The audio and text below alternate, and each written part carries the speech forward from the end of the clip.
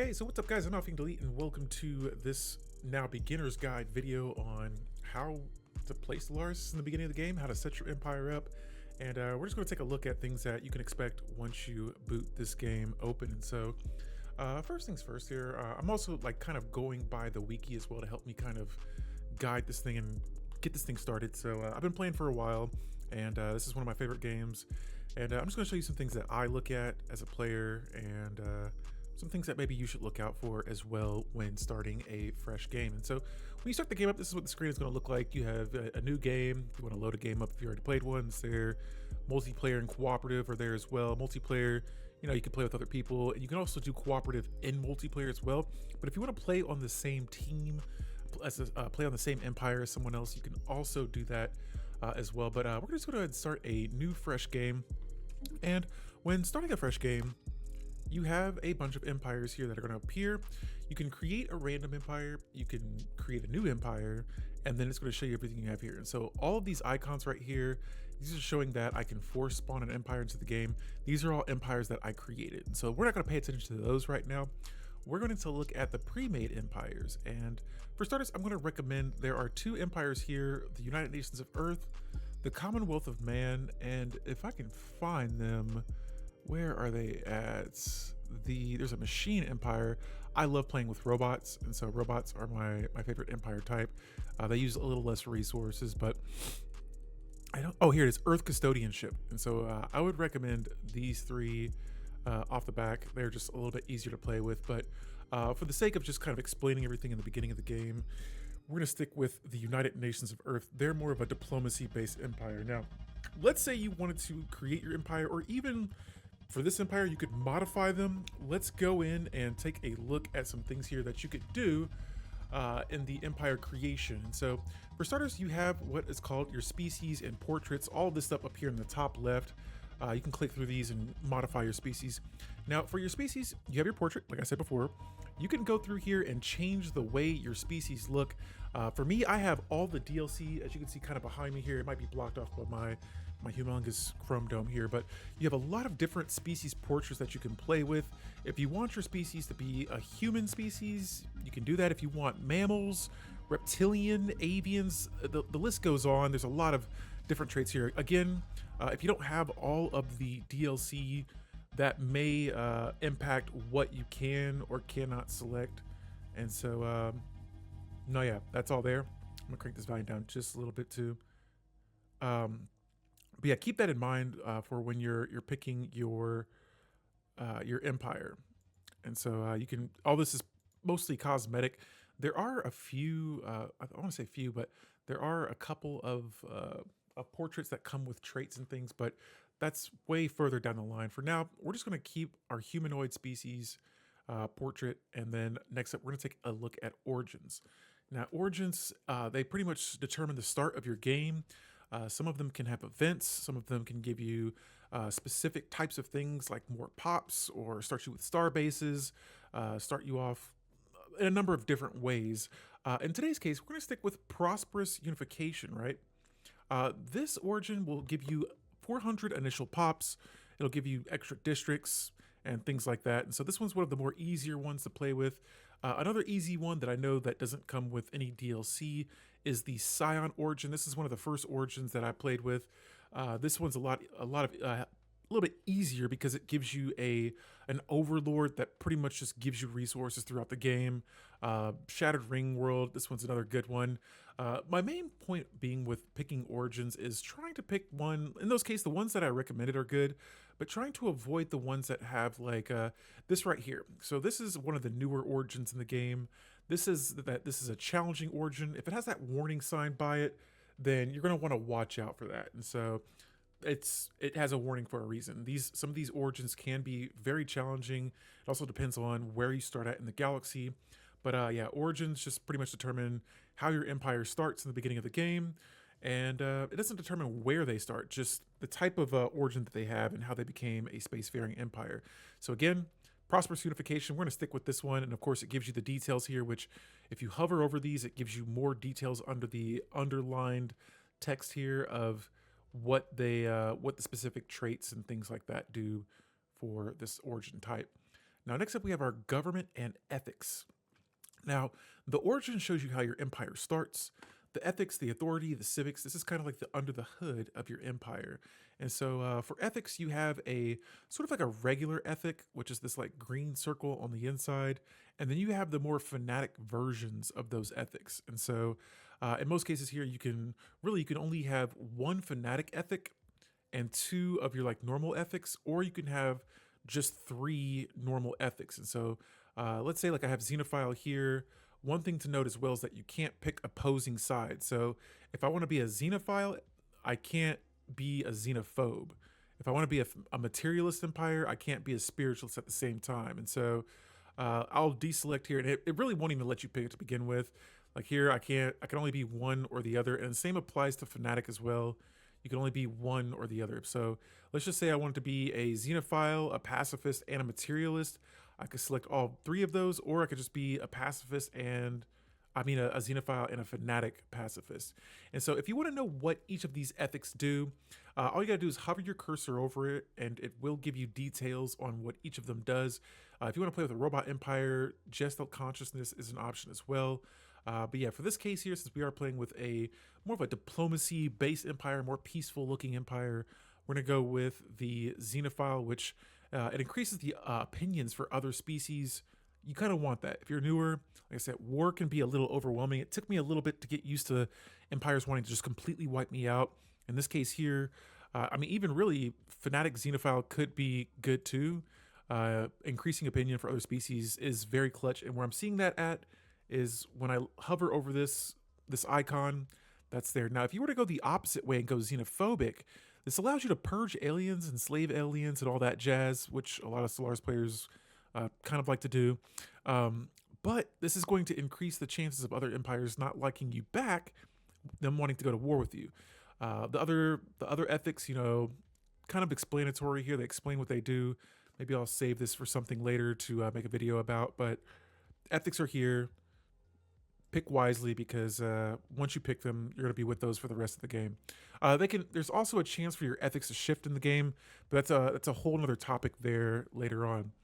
Now, for authority, you have what are like called your democracy.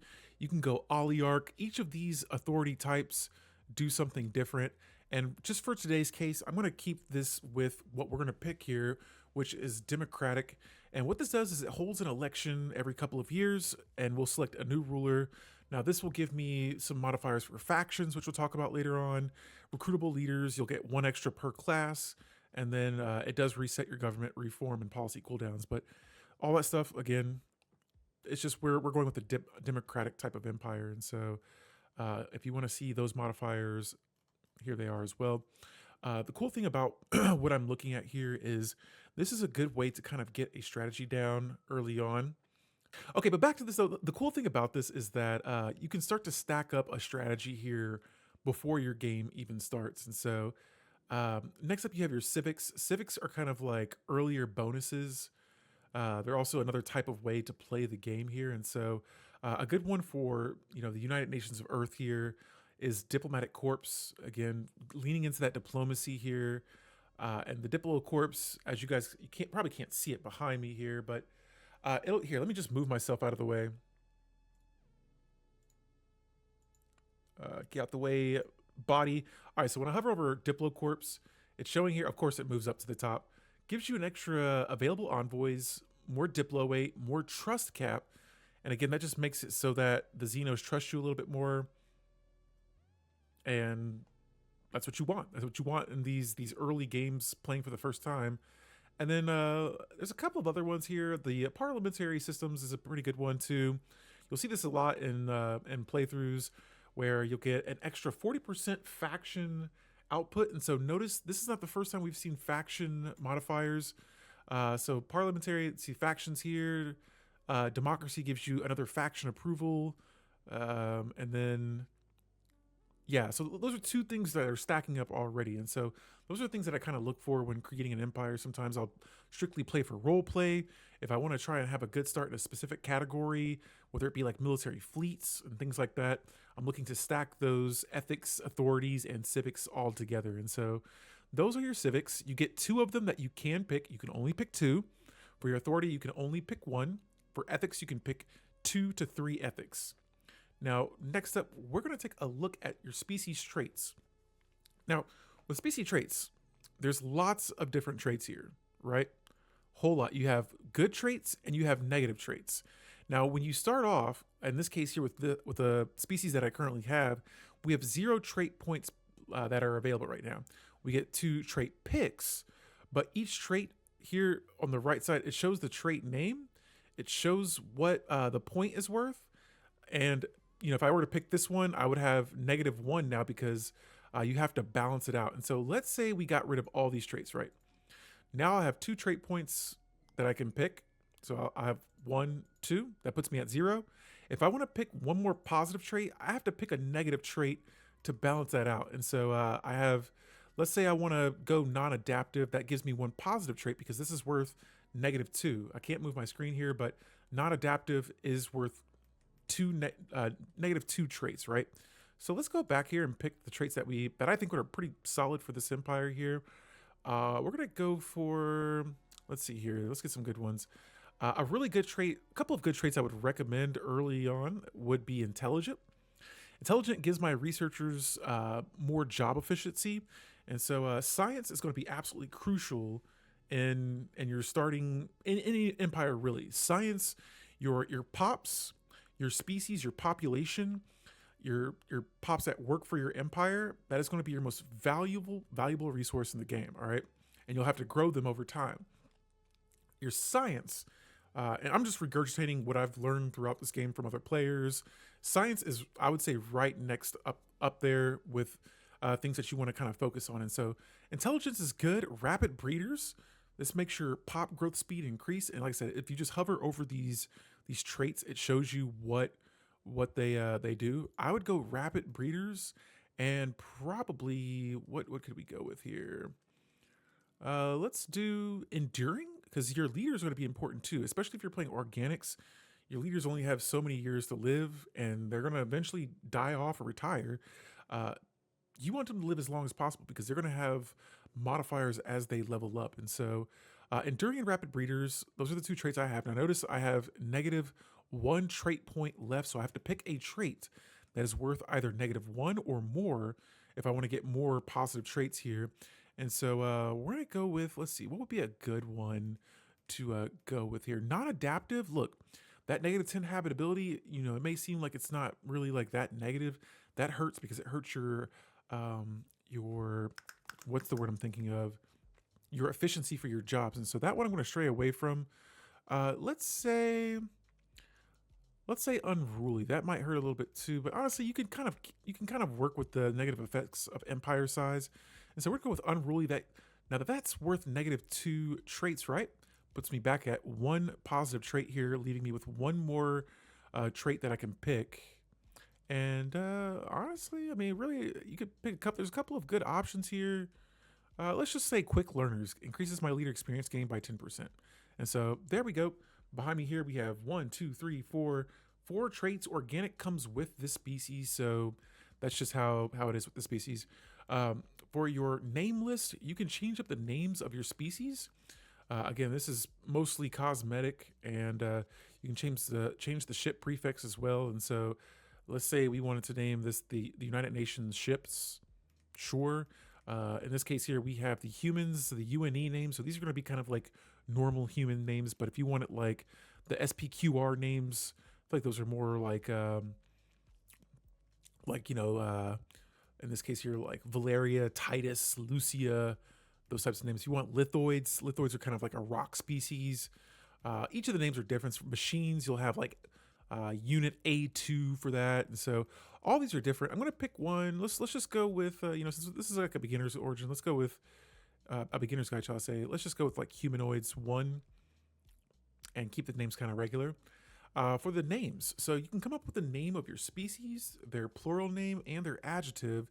You can also create a short little biography for the species as well. The Stellaris will randomize the names too. If you want to change this, you can change their names. And so let's just say we want to name these species Alari, for short, Alarians. That is an option as well. And so yeah, back to the empire names and stuff. And if you want to feed in on this stuff, you are more than welcome to as well. But yeah, the empire name, you can change your empire name. So right now we're the United Nations of Earth, but this is the same as with the species. You can randomize this. You can keep it the same. You can change it yourself manually. It's all kind of up with you. And so after that, we have our empire world name. Same thing here. You can name it what you want. You can name the star system, which is kind of like your sun.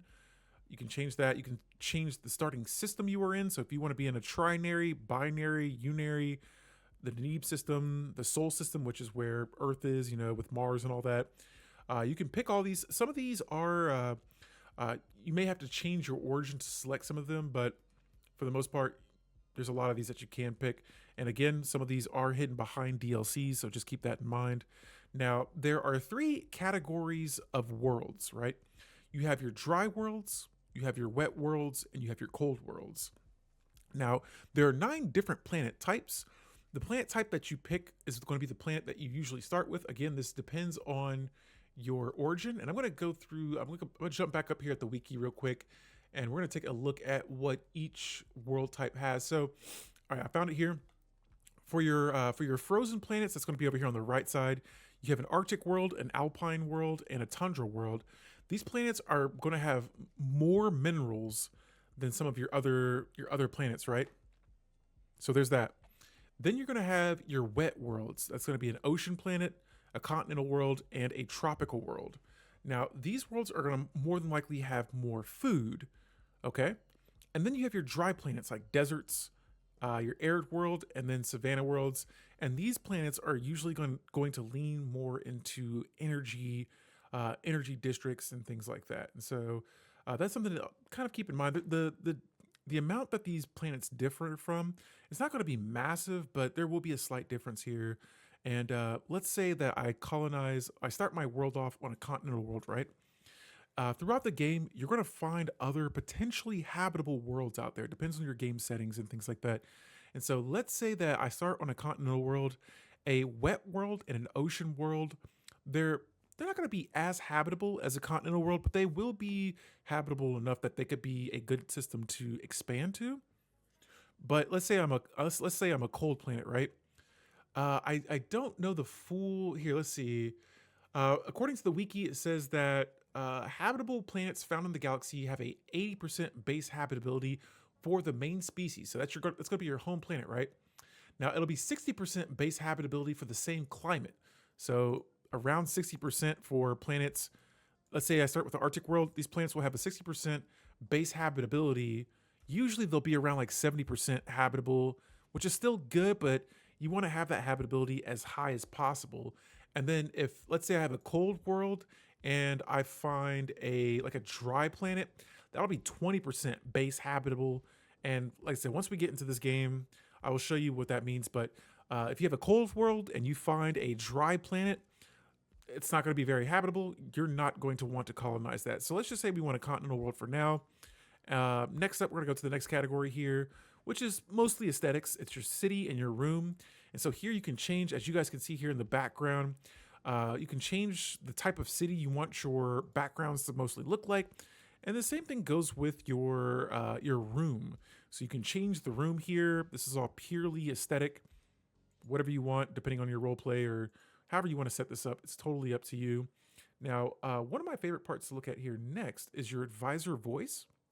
Now, I have my volume turned down, so you may not be able to hear it, but you can go through here and pick your advisor voice and things like that. And no, yeah, it's pretty cool. I mean, there's a lot of options here. There are some DLCs, though, that prevent you from using the ones that I have. Yours may not look like mine. But I didn't mention earlier, I'm also playing on PC as well. So, yeah, there's a couple of options here. I have a couple of favorites, but for now, we'll just stick with the original one. Your flags, this is all aesthetic as well. Lots of different options here for different flag types that you can pick. For now, just keep this as like some sort of planet. You have your primary color and your secondary color. Now, your primary color is going to represent the outside border color of your empire. The secondary color is going to represent the inside color of your empire, as well as your flag as well. And so let's say I wanted to have like as you can see here, the secondary color is black. The inside of my flag color is black. Let's make it white so it's kind of more, I don't know. It seems more normal, I guess, maybe. Yeah. But yeah, this is your flag section. Customize it how you like. Have fun with it. Now for the ship design, or for the ship set, shall I say, not design, you're going to have a few options here for different types of ships that you can select.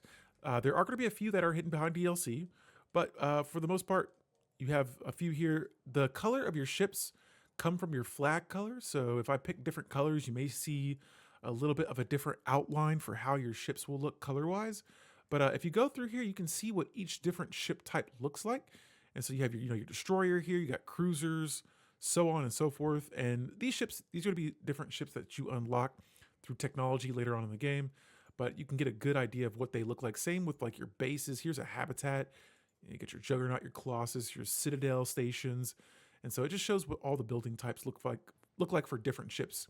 And if you click through, you can see what each one looks like for each different type of ship type. So if you want a mammal ship, a reptilian ship, you can click through and look at all of those. Now, next up, you have your ruler appearance and their title, their air title, and things like that. And so if you want to randomize the name here, you can change the sex of the ruler, all that stuff. We'll say Raz here. I picked a random name here. He's going to be our ruler for our planet. His ruler title is Prime Minister. If I wanted to change this to President, I could. So we can have our ruler title be President and Prime Minister. You can change their phenotype. So if you want a different like skin color on them, hairstyle, color variant, that is all available. You can even change their clothing type as well. Those are all options that are available for you. Now, the ruler traits, these are different traits that you can pick and leader classes. Now, for this, I prefer to probably keep it at official. And this is going to be your starting ruler of your empire and their leader class, right? So I'm going to keep this, you could go, there's a couple of different options here. All of them are okay. Maybe not Spycraft as much, but I'm going to keep the Eye for Talent because this gives my leader a 5% experience gain. Again, it's all about what you want to do. If you want to select one that's, let's say, the Mining Rush trait, that'll give you more minerals a little bit early on in the game. But depending on what your goals are, I'm going to stick with Eye for Talent for now, giving me that leader experience gain. Now, next up, you can hit Done. And what comes up next is your game details. Now, you have your general settings and your advanced settings. I would recommend going through both of those and just kind of tuning them how you want to set your galaxy up. Now, for difficulty, turn this bad boy down. Turn it down to civilian. If this is your first time playing the game, go civilian. No need to turn this up at all. Just get familiar with the game. Try to figure this thing out. But this just determines the difficulty of the game. You have Iron Man mode. I would recommend for beginners turning this off as well. Me, personally, I like to turn it on just so that all decisions are final. Now, I believe now, if you turn it off or on PC, you can still get achievements, right? You already are. You guys already are. But yes, I believe now if you turn it on or off, it's still eligible for achievement. It's just if you hit command and put in some cheats, that'll turn the achievements off here. So yes, that's Iron Man mode. Again, it just determines if when you save, all decisions are final. If it's on, if it's off, you can go back to saves. And I would highly recommend that because let's say you make a mistake in the game, you can go back to a save and try to fix that mistake that you may have made. Now for galaxy size, I'm going to turn this bad boy on to small. And let's see here. There we go. Or even tiny. Small is okay. Tiny's cool. But for first games, usually you want to have a small galaxy just to kind of get a hang of it. My mistake when I first started playing Stellaris, I would play on even a medium-sized galaxy can be a little overwhelming. Just let mine have a good one. A medium-sized galaxy can be a little overwhelming. And if you have AI in the galaxy too, things can just go really crazy really fast. And so keeping it on the smaller galaxies is cool. The hyperlane density just determines how many hyperlanes spread out, how many choke points you can have, and how many will be generated in the galaxy. And so that's there. Now for AI empires, me personally, I like to pack my galaxy with AI empires. In this case here, I'm going to turn it to 0. No AI empires. If you're first game, just get a feel for the game. Get a feel of how things work out. Advanced AI start just means that empires will start. They'll just have like a head start in the game. They'll have more resources. They'll be more powerful. Watch out for them. Turn those off as well. And fallen empires, same thing. I'm going to turn the Fallen Empires off. Fallen Empires are very powerful empires. They usually tend to not mess with you early on in the game, but certain empires, they have different interactions and things like that. And so for now, we're not going to worry too much about Fallen Empires. We are going to jump over to advanced settings. And for what we're doing right now, we don't have to really worry about crisis. But at a certain point in the game, a crisis will spawn into the galaxy and they will pretty much threaten everyone in the galaxy. And so that's a future topic there. Crisis strength, these are all things we have to worry about later. Scaling difficulty. So although we're not playing with any empires in the game, if you want to start your game with empires in there, and sometimes the AI will just get really strong really fast. If you want them to slow that down a bit, here I'm just going to read it. You can read it straight from here too. AI bonuses from the difficulty scale up over time, starting at 0 and reaching maximum at late game start year. So pretty much during the late game, the AI is going to start scaling up much faster. They're going to become more difficult to face. But if you want to turn this up earlier, and I made this mistake too. I would turn it off. And so they get their full difficulty setting immediately at the start of the game. That can make the game pretty difficult. I like for them to get their bonuses a little bit later on in the game. Most of this stuff, though, I kind of skim by and keep it on default. Logistics growth required scaling. Keep that stuff default for now. Now, technology cost, I push that up a little bit so that we can research technologies faster. That's what that's for. Technology is going to be important. You want to get these technologies researched as quickly as you can. But yes, I turn that down a little bit. Same with traditions. You want to get traditions done pretty quickly. I put both of these at 0.75, and I feel like that's kind of a good sweet spot. If you guys watch more videos down the line, you're gonna realize technology and tradition rushing. That's a thing. You want to get one or the other done as quickly as possible so that you can focus on the other. But that's totally up to you. Again, if you want to role play, that's what I like to do. I like to role play and not really sweat those things as much. Role playing doesn't mean though that you don't know how to play the game, but sometimes it's just I want to see what this empire would do in this situation, and that's how I like to play a little bit. All this other stuff I keep pretty much the same for now. Now, habitable worlds, you can modify this. Let's say we'll put it at 2. This is going to increase the chances of you finding habitable worlds in the galaxy. Now, I don't want you to get this mixed up with guaranteed habitable worlds. Habitable worlds just means, hey, in this galaxy, you are more than likely, if I turn this up, I'll have 5 times more chances of finding, I don't know if that number is actually correct, but 5 times more chances of finding habitable worlds where habitable worlds could be. I've actually never even seen that right there. If you turn it all the way down, habitable worlds will be rare. And so I usually keep those around like 1.5, 1.25.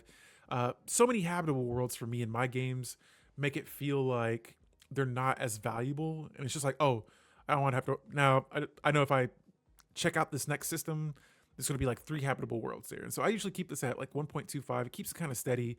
Now, when you're playing Stellaris, you're going to encounter pre-FTL civilizations and pre-sapient species. Now, these species have not really explored space yet. They haven't become their own empire. And so you can find these worlds and you can invade them. You can conquer them. You can spy on them, use espionage, and just kind of kidnap some of them and experiment on them. There's so many options you can do with them. And so I turn these up a lot, but if this is the first playthrough, we'll keep it down to a minimum or even turning it off. Empire placement, this is the next category here. You can determine if you want to have your empires be placed random, if you want them in clusters. Me personally, I prefer random. Clusters, you're just bunched up with a bunch of other Xenos or empires, can make it kind of claustrophobic early on.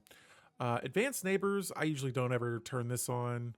Abandoned gateways, I turn these down. In this case, it wouldn't really matter for you early game, but this just allows you to travel instantaneously from one side of the galaxy to the other. Now, you have these lanes that you'll have to travel through, but if you have a gateway or a wormhole, let's say it takes me 3 jumps to get to one system, a gateway would make that 1 jump. So that just makes it easier to travel from system to system. And again, we already explained the guaranteed habitable worlds. Now, here we have precursors. It's recommended that you have at least a recommended of 4 of these on. You can have them all on, you can have them all off. You can have certain ones on that you like or don't like. Just kind of depends. You got to look through here and see what does what. But yeah, I usually leave these all on for all the players and stuff. You have your mid-game start year. This is just like a mid-game crisis, like a machine uprising, a great Khan, um, the chosen. These are all like mid-game crises that impact the entire galaxy. You also have end-game crisis, which are a much bigger threat. Here, what it's saying is that there's end-game crisis or fallen empires awakening. Those can turn into like sort of like crisis type situations, and then you have your victory year. That's way later on down the line. Marauder empires, we're turning these all the way off. And guys, you can see how many empires are in the game. This little box here will show you. It'll show like a question mark. That just lets you know. See, I had 2 Marauder empires here. Those question marks showed up. I'm going to turn them off. L gates are enabled. Caravaneers, they're just like a more like a nomadic type of empire. Again, you're gonna need DLC for this. It shows it right here. You'll need Megacorp DLC for that. Storms, this comes with the Storm DLC, but let's just say you have it. Storms are just, that's what they are. They're storms that spawn in the game that can give you modifiers for your planets. They can cause devastation to your worlds. Those are there. And then you have Void Worms and Cthulhuloids. These are both from the Grand Archive DLC. I turn these off. Can't stand them. They slow down my early game. But besides that, this is going to be your game details, your advanced settings, your general settings. We've looked at, planet creation, empire creation, and all that jazz. Let's say you're ready to hit that play button. This is what's going to happen. So you get some cool background screens. And right off the back, it's going to show you a brief overview of your species. And so here is our democracy. This is the type of empire we are. We're a moral democracy. It shows you the ethics that you picked, the civics that you picked, your species and all of their traits. You got your ruler here, Ras, and then it's going to show you the origin of your species. And so if you guys want to pause this and check this out, you can, but it just shows you like a brief story of how your empire became to be and how now we are in a new era of space exploration. And so if I click begin here, there is a whole lot to look at. You got planets, you got tabs with more information on it, you got buttons everywhere. And so for starters, let's just go to our home planet. This is Earth. This is where your species is located. You can zoom in and out. You can check the planet out. If you click on the world, you'll have a whole planet tab, which we'll come back to in just a second. But this is Earth. Let's go to the planetary user interface here, and I want to see what the wiki will have us start off with because I want to help you guys. So with the user interface, let's just start at the top. You have your energy credits. Energy credits are kind of like what you spend for building ships, upkeeping your ships, not building ships, but upkeeping your ships and upkeeping your buildings. You can use your energy credits to clear out blockers, which we'll check out on our planets. And then you can increase this by building buildings and buying them off the market. And so since I'm hovering over this, it shows you how much we're producing, what's producing those. And so up here in the top right corner, we're producing those from bases, stations, starbases, trade policies, all that jazz. It shows you how we're consuming energy credits, which again comes from ships, stations, starbases, buildings, and districts. And so it's a good idea to try to like juggle your resources when you're building those things. Next up, we have minerals. Now, minerals are used to build buildings. Very crucial. Minerals are going to be super important early game. They're used to build buildings. They're used to build like civilian space stations. They're used to convert into alloys and consumer goods, which are your more advanced resources. We'll check those out a little bit later on. You can use mining districts. You can build mining districts. You can build mining stations. And you can buy minerals off the market. That's a good way to increase those if you want to. And so same thing as energy credits. And with all of our resources here, you're going to see how you produce those and how you consume those. All you got to do is hover your cursor over them and it'll show you there. Next up, we have food. Now, food is food. You need foods to survive. It sustains your population. It helps you grow pops. If you don't have food, you're going to suffer from starvation and your pops are not going to grow as fast, which I told you guys before, pops are one of your most important resources in this entire game. Now, to increase food upkeep, or to increase food, my bad, you're going to want to build agricultural districts, but I'm going to recommend something else here later on. When you build your bases, there's a specific building called hydroponic bays. You're going to want to build those so that we can save our districts for more valuable resources. But again, you can increase your food by building agricultural districts and buying them off the market. Most of these resources you will be able to buy off the market, so that is a thing. Next up, so we've looked at our basic resources. These 3 resources are your basic resources, right? Next up are going to be your more advanced resources. And so consumer goods, these are used to, they're mostly an upkeep resource. You can distribute luxuries as consumer goods, but they give pops, what it says here, a good life. Some jobs are required to be performed, such as researchers. So I told you guys science was super important, right? When you build buildings like research labs to increase your science, or the spiritual alternative, which are priests to build unity, you're going to need consumer goods to upkeep that. Now, in this case here, we got a couple of jobs that require consumer goods. Keep that in mind. Everything's juggling. So you want more science, you're going to need consumer goods. You want to build buildings, you need minerals. You want to upkeep those buildings, you need energy credits. So it's all kind of like a balancing act. And then once you're more familiar, you can really start exploiting all of that stuff. After that, we have alloys. This is our next advanced resource. This is pretty much used for military things, military ships, military starbases, civilian ships, megastructures.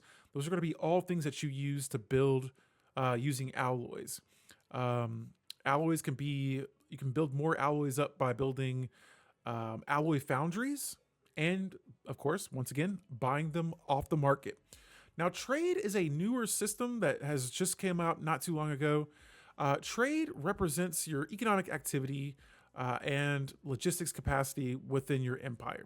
Trade is going to be important, all right, because you can pretty much use trade to buy a lot of different resources, right? It's used for ship upkeep. It's also used for colony upkeep to buy other resources. But you can increase your trade by building buildings with jobs that produce trade. You can also build mining stations that increase trade, and you can sell. Like, let's say I wanted to sell, and I'll show you guys this here in a moment. Let's say you wanted to sell some alloys, or you want to sell consumer goods, or any of these resources on the market. You will get trade back for that. Now, over here, this little sort of like triangular button, this is going to be showing you all of your strategic resources. Now, we don't really have to worry about this right now, but later on in the game, you're going to be finding strategic resources. In this case here, you got voltaic motes, you have exotic gases, rare crystals, living metal, zro, dark matter, and nanites. Each of these have a special way to use them, but for the most part, you use them for civilian ships, military ships, starbases, and megastructures, and for upkeeping as well. These are going to be just primarily used later, but they're worth a lot more. And let's say you want to sell them, you'll get a lot more trade from those too. So advanced resources are here. Don't have to worry about those at the moment though. Next up, this is sort of like there's a word I can't think of. It's more of like a non-physical resource. This is influence. And so influence is what you use to expand your borders. If you want to expand, which we'll take a look at in a moment, then you need influence for that. If you want to build an outpost to expand, that's what you need. You need influence for that. If you want to have a defensive pact with someone, again, you need influence. So influence, you can use it to, or you can increase it to, by declaring war on your rivals. You can build more ships to build up your power projection. And so that'll increase your influence. But influence is primarily used for the most part, for defensive pacts and expanding your borders. After that, you have unity. Unity is going to be good for unlocking traditions, which are very powerful modifiers for your empire. Unity is pretty solid. You can ascend your colonies, which gives your bonuses to mostly for specialized worlds. That's going to be handy later on down the line. There are edicts, which are like active modifiers that you can activate, but you have to have a certain amount of unity and edict fund for that. We'll cross that bridge once we get there. And for the most part, if you want to resettle your species to other worlds, let's say you have a planet that has a certain amount of pops and you want to move a few of those pops to another planet, you're going to need unity for that too. And so that is going to be unity. Next up, and this one's super important, this is your tech score or your research points. And so if you hover over it, it's going to show you your physics research, your society research, and your engineering research. These are 3 different research categories that offer different types of, it could be ships, it could be building types, it could be modifiers for your empire. Each of these categories unlock a different type of research for your empire, each unlocking different types of buildings and things like that. And so you're going to constantly be wanting to increase your technology throughout the game. If not, it's just going to take you longer to research like different things, and getting behind on that can be rough because, you know, let's say I have a machine gun and you've researched tanks. This is just making this a super simplified version of this. Obviously the tank is going to win. There's more research in the tank, but yes, that's a terrible example, but there's that. Next up, you have empire size. Now, empire size, it's kind of it's kind of like a way to like measure your expanse. And so in this case here, it's saying that things that increase your empire size are going to be the districts that you build on your planets, the systems that you expand to, the worlds that you colonize, and the amount of pops that you have. Now, the effects here are saying that your empire size is at or below 100. No other costs are being modified. Now, once your empire has reached over 100, you're going to get these minor penalties, but as long as you're building your technology and your unity is high enough, this really doesn't hurt you too bad. But just keep in mind, as you expand, as your empire grows, your empire size is also going to increase.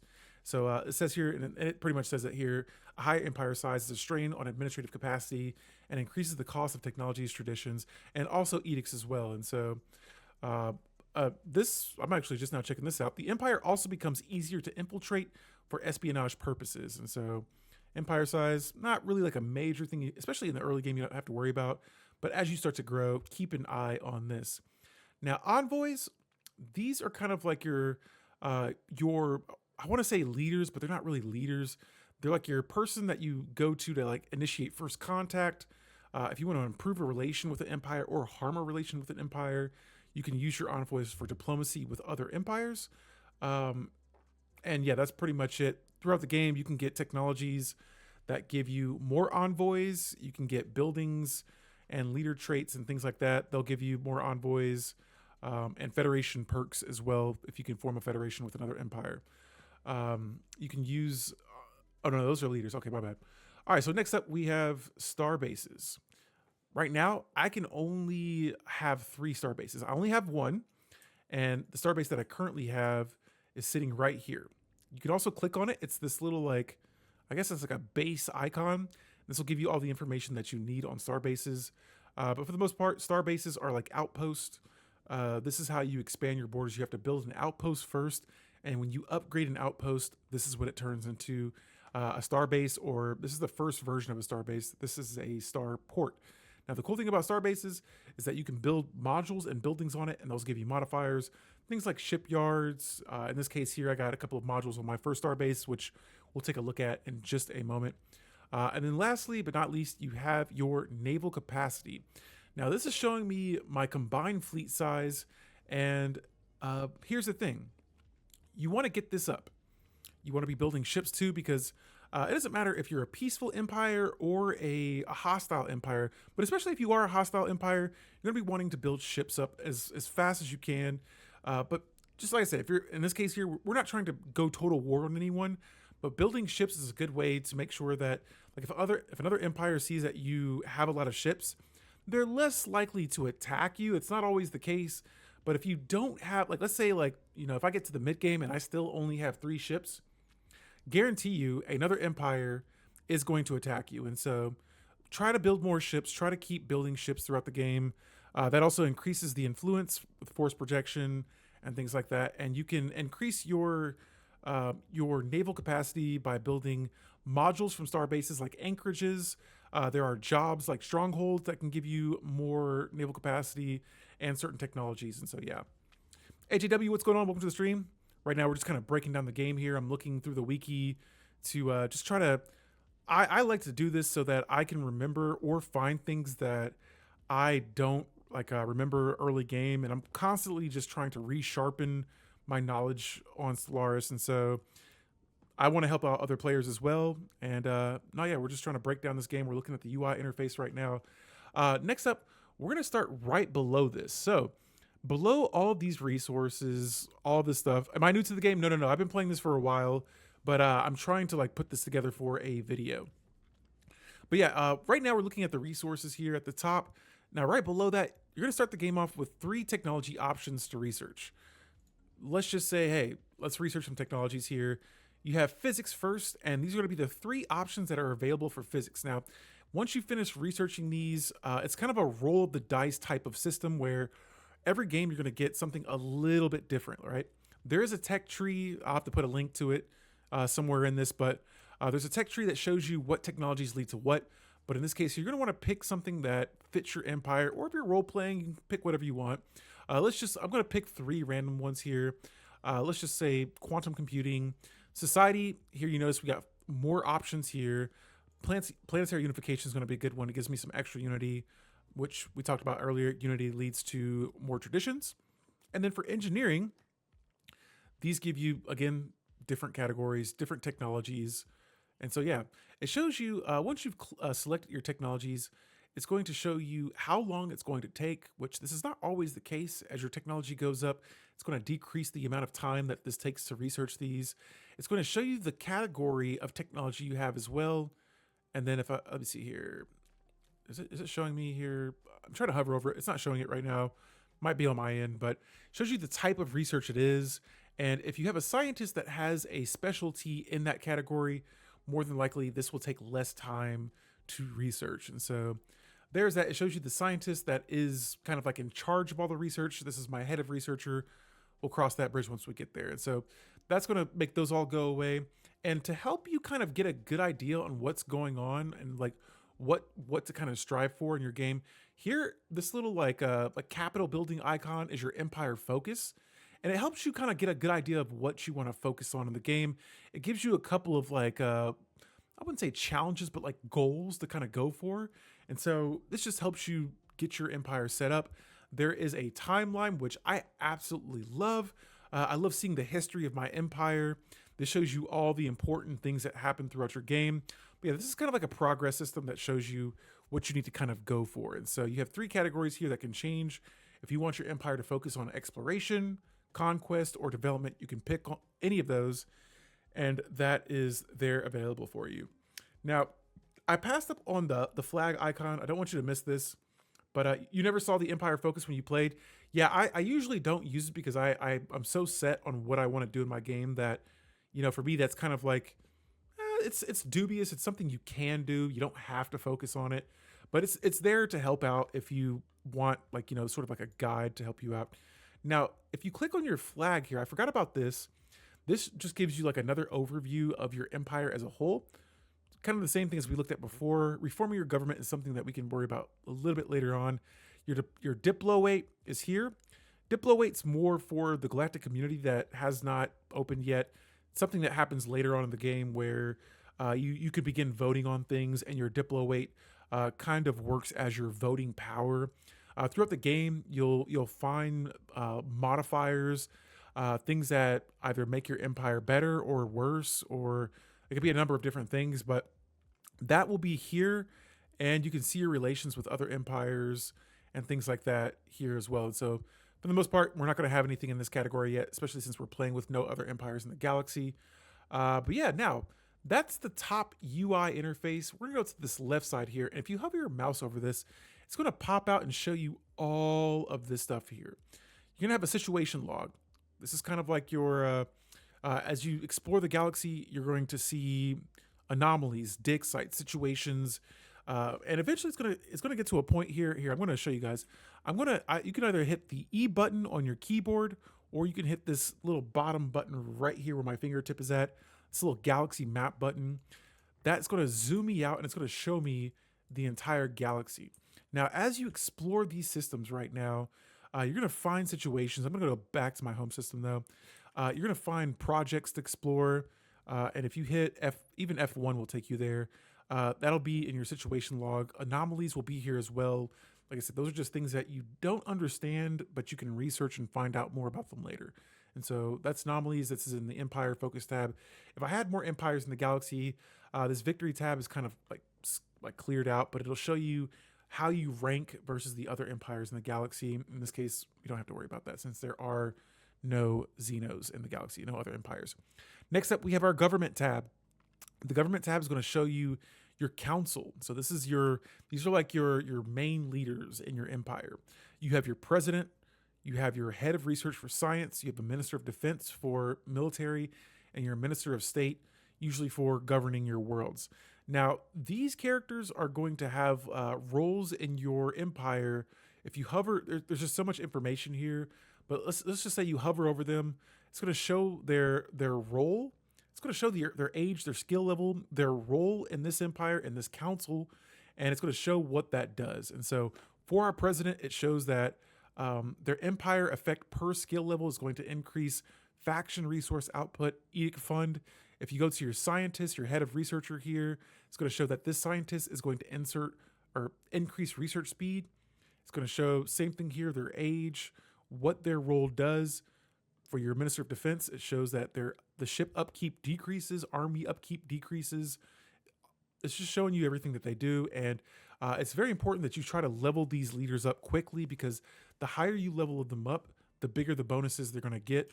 And this is one of the reasons why I was saying that for your organic leaders, or your human leaders in this case, you don't want to get those negative traits like the fleeting one where your leader dies early, because you want these guys to get old in their position.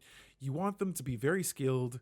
Once they die, you may have to reselect a leader to pick them, or a leader to fill in their role. You may have to start back with a low level leader. And so want to make sure that you're leveling these characters up.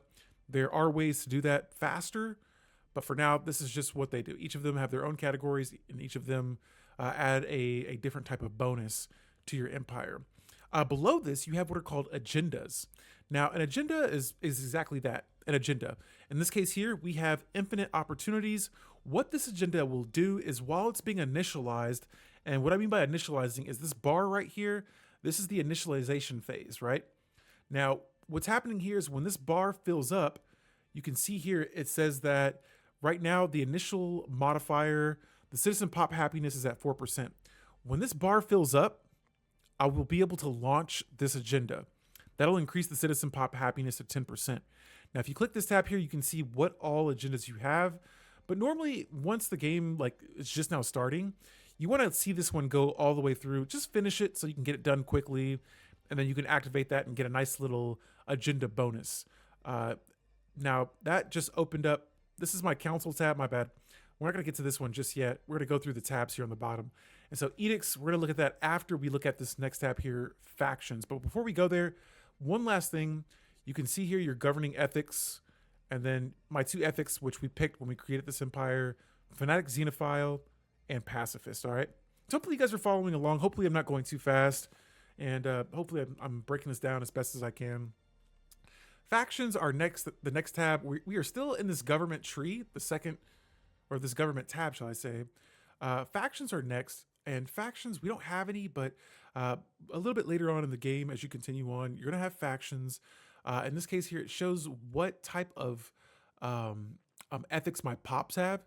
So more than likely, I'm going to have a xenophilic or a pacifist. Usually you'll have two factions that form in the beginning of the game. They'll probably be both of these or one of the other, right? So factions will form. Factions give you, we'll look at factions once we get there. We'll get there. Factions give you a list of issues on how they want you to play the game. So a faction may be like, hey, we want you to declare war on another empire. If you don't do that, they will be displeased from that. If you play the game the way factions want you to play, they're going to give you more unity, right? And sometimes having factions, they can increase their happiness as well. And so I don't have any factions just yet, but we're going to play this game, and then we're going to come back to factions a little bit later on. After that, we're going to go to the third tab of the government tree. Here, you're going to want to check this out before your game starts. Usually, there's not going to be a whole lot to change, just because this is kind of set up the way your empire is made pretty much. But normally for me, I change my diplomatic stance to isolationalist, but in your case, you can keep it set to this. Diplomatic stance is pretty much how you view other empires and kind of how you view yourself. And so, if you want to be like a cooperative empire and you want to work with other empires, this is going to be a good diplomacy stance to work with. Honestly, for this empire, this would be a good stance to select. Now, once you select a diplomatic stance, make sure you pick the one that you want, because selecting a diplo stance, you will have to keep that for about 10 years, I believe. Let's just say, like right here, I clicked on changing my diplomacy stance to cooperative. I will not be able to change my stance for 10 years, okay? But it does show you all the modifiers you get for changing your stance to this type. Each stance has a set of different modifiers. We'll go with cooperative for now. And so if I were to find another empire, I'm going to want to cooperate with that empire. If I want to expand more, expansionist is going to be a good option. If I want to isolate my empire, I don't want to make first contact with other empires, this is also going to be a good option as well. So that's going to be your diplomacy stance. War philosophy decides what types of wars you can declare. The type of empire you create or pick is going to play a big role in this. And so since I'm more of a xenophile, a peaceful empire, I'm not going to be able to just declare wars on other empires, right? That's not the type of empire I am.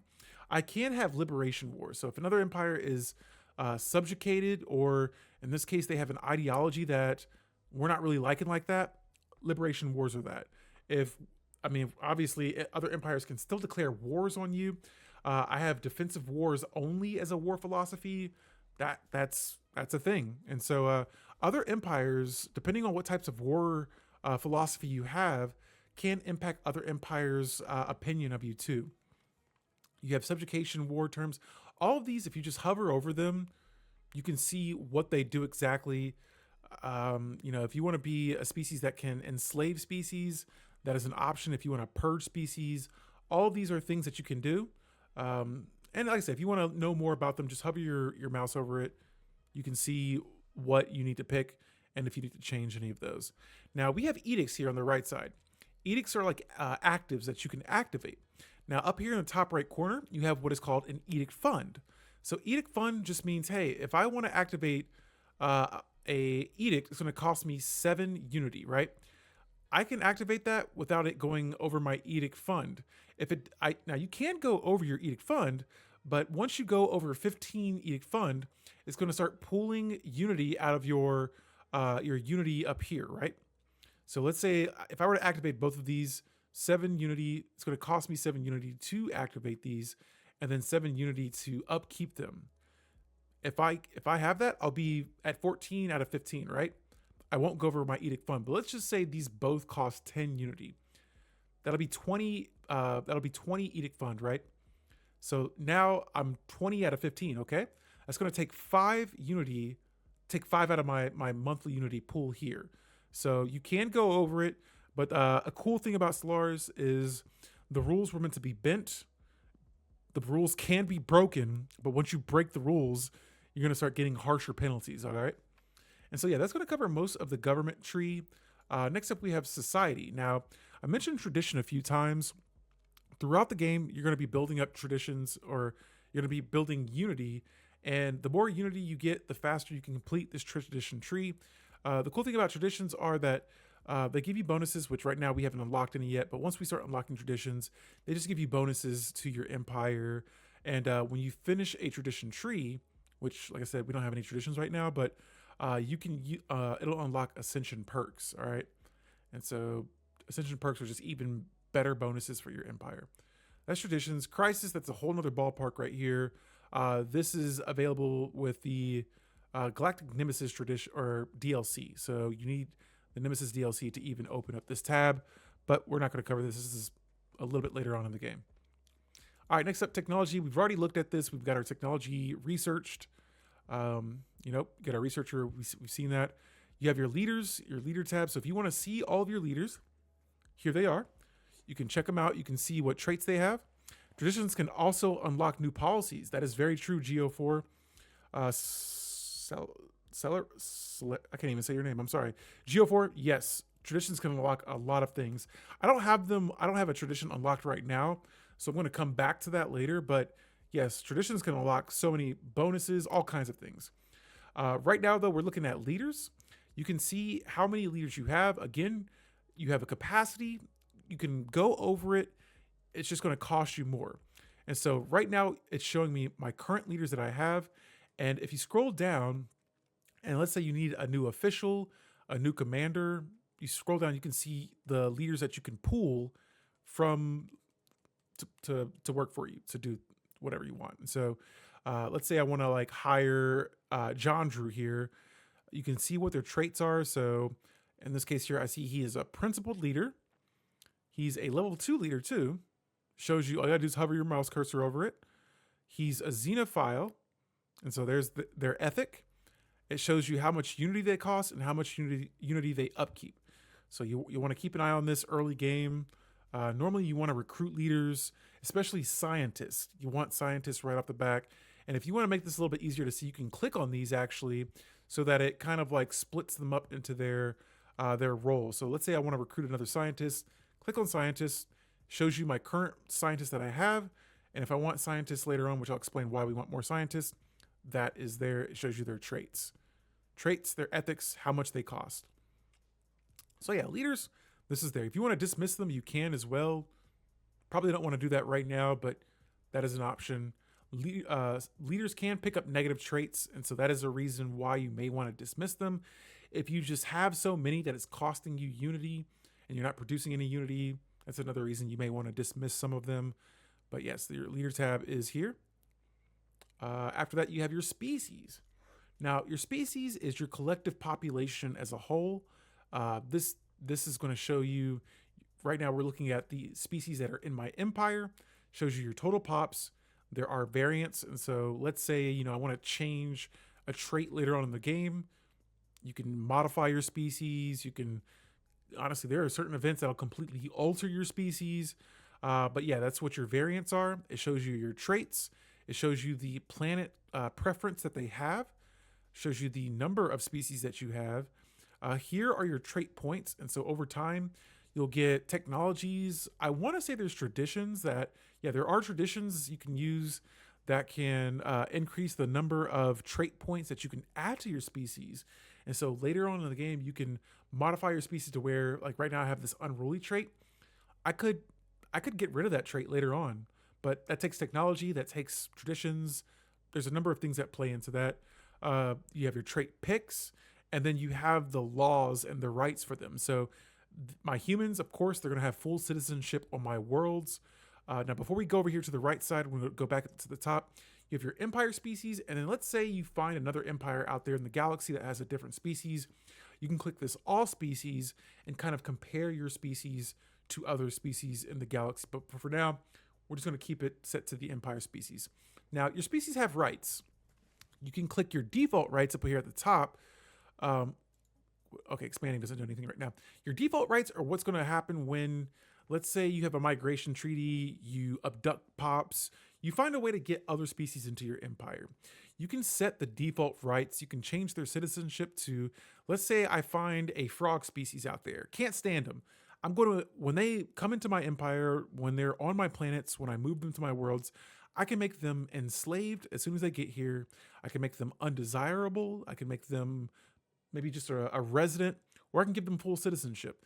You control the rights of your species. And so there's a number of different things here you can do. Like, let's say for my humans, after we get so many, I could make a different type of human empire and be like, all right, we can make it, let's say my founding Alari species. I should have just kept them named human, but Alari. Let's make them advanced Alari. I'll make 100 pops advanced, right? I could say, hey, these new Alari species I have, I don't want them in the military, so I can exempt them from that. That's just an example of things I can do. If I don't want my pops to migrate to other worlds, I can control their pop. I can add population controls to them. I can change them migrating to other worlds, and you can do that all over here on the right side too by selecting your species, changing their species rights. Later on in the game, you can create a new template for them. That's what I was saying about modifying your species. If I have other species type, let's say I make this species a cyborg species, that's going to create a different variant. I could make that variant a default species, and then I could apply this to other human species too. So there's a lot you can do here, and this just gives you another breakdown of the species type, their rights, their templates, their preferred planets, their traits, and all of that. Next up, we're going to go to planets and sectors. Now, this is a little early for this, but planets and sectors just show you how many planets you have in your sector, how much of the resources you are putting out or losing, shows you how many pops you currently have in that sector, and your colonies and systems. And so right now, I have one planet, that is Earth. I have one system, that is my sector. Now you see these lanes, this is how I travel, right? My sector can extend to 4 systems away in any direction as long as those hyperlanes are 4 systems away. And so here's my home system, 1, 2, 3, better yet, let me point at it. 1, 2, 3. If I were to expand to each 3 of these systems, that is still going to be in my sector. If there's 1 system away, I can't find 4 systems. I don't have enough view. Up here, same thing. My home system, 1, 2, 3. That's all going to be my sector. If there's a 4th system a little bit further away, I see these systems outside here that we haven't really explored to yet. As long as the system is 4 systems away, that is going to be in your first sector. Anything outside of that, that is not going to be in your sector. Now, the reason this is important because you're going to have a leader that's going to be like your sector governor almost. So Yadana here, she is the, what's the word? She pretty much is running this sector, right? So any traits that she has, let me see what it says here. She's the sector governor. So every time she levels up, she's going to be getting a little bit of bonuses towards basic resources from jobs, which it says over there. All those bonuses are for sector bonuses, all right? If she's a governor, she gets bonuses there as well. But yeah, your sector, it just shows your core sector, the resources, the districts, and eventually later on, if you expand outside of your sector and you colonize another planet outside of your sector, you can release that sector and create a vassal, right? But we can't do that right now because we're only one system. So this is your planet and sectors tab. A little bit later on, you will be able to tinker with that more. Excuse me, sorry guys. All right, so next up you have your expansion planner. Now throughout the game, you're gonna find habitable planets or not so habitable planets. Here, it looks like we have found planet Mars. That is in my home system, right? So let's go, here's Earth. Mars is right here. This planet is not habitable at all, but it is still going to appear on my planet in my expansion planner. This is going to show you the habitability of the world, which is at 0. So we can't even colonize this planet if we wanted to. It's going to show you the type of world it is. This planet is a barren world. You hover over it, it's going to let you know this planet is not colonizable. It's going to show you the name of the planet. Now, some planets will come with rare features. There are some planets that are going to come with special resources. There are some planets that are going to come with negative modifiers. Each planet has something, I would say not every planet has something different. Some planets have nothing. Some planets have something. It all just depends on the planet that you find. But as you find more worlds, you're going to find more planets in this expansion planner. It's going to show you the size of the planet. The size of the planet is going to be huge because the bigger the planet, the more resources you can pretty much pull from it. So if you have options between worlds and you find a planet that is like size 20 or up, you're going to want to colonize those. Those are going to be good worlds, but it also depends on the habitability. High habitable worlds that are bigger are better, all right? And it depends on their modifiers, but it shows you how far away, that's what this distance is. So Mars is in my home system. That's not far away. If there's a system that's 2 or 3 systems away, it's going to show it here. This planet is 3 or 4 systems away, but the system is in my home system, so it's 0. It's going to show you the types of districts that they have. That's what these 3 categories are. Again, the modifiers. So Mars is a terraformable candidate. Yo, what's going on, Vent? Welcome to the stream. We're talking about expansion planning right now. Mars has a modifier. This planet is a terraformable candidate. Now, it's telling me that once we've researched climate restoration and then we terraform this planet, we can colonize Mars, but right now this planet is not habitable at all. And then the status of this planet, and it shows you right here above my noggin, it's a terraformable candidate. It's going to show you the technologies that you need for this, and you need resources to terraform it. But yeah, right there, we don't have it, so we can't terraform Mars. You can kind of organize this a little bit better for system surveyed if you find a colonizable planet, because eventually this is going to fill up, right? You can organize it so that you can find colonizable planets or terraformable candidates. It even goes beyond that to show you the habitability of each world. But yeah, I usually don't use this a whole lot because I know where the planets are that I want to colonize. But eventually there may be games where there may be a lot of habitable worlds and you want to organize it a little bit better. This is where you would go. Now, Fleet Manager, this has some depth to it. It can be a little bit hard to understand early on. It took me a long time to grasp this, but over time I got a good idea of it. You have your Fleet Manager. All right, this is the first tab in Fleet Management, right? Over here on the left side, you can create a new fleet if you want to, but you already have a fleet when you start the game. Right now, your fleet has 3 ships. You can have 50 total in this one fleet. Right now, 3 ships are fine. It shows you the fleet power, all right? AJW says that first world I colonized ended up having everyone going primitive because of mushrooms, yeah. Then I did research on the local wildlife, and I do not know if my colony is still alive because it got trampled by huge animals. That right there is an example. Keep an eye out for modifiers. Not all modifiers are bad though, but sometimes you have situations like that. And for me, that's the fun part of the game is, hey, I'm going to colonize this world anyway. What's going to happen? Boom, something like that happens. And so AJW, that's something I like. I like that. But yes, each world has something going on. Some worlds are boring. Some worlds have nothing going on. And so, yeah, but back to Fleet Manager here. You have the current size of your fleet. You have their fleet power, which if you're ever in combat's a whole nother ballpark, which we don't have to worry about right now. Combat, let's just say for beginner's sake, bigger number beats smaller number, all right? Let's just say that. Now, as you keep playing this game, and depending on the research you want to put into this, the way you build your ships is going to leave a huge impact. And at certain points, fleet power might not even matter, but bigger number beats little number. If you see something hostile in the galaxy and it has a bigger fleet number than you, or a bigger fleet power than you, get away from it because more than likely you're going to lose this fleet. But this just shows you currently what is happening here. Yes, I am, Vint. I'm currently trying to make a little guide here.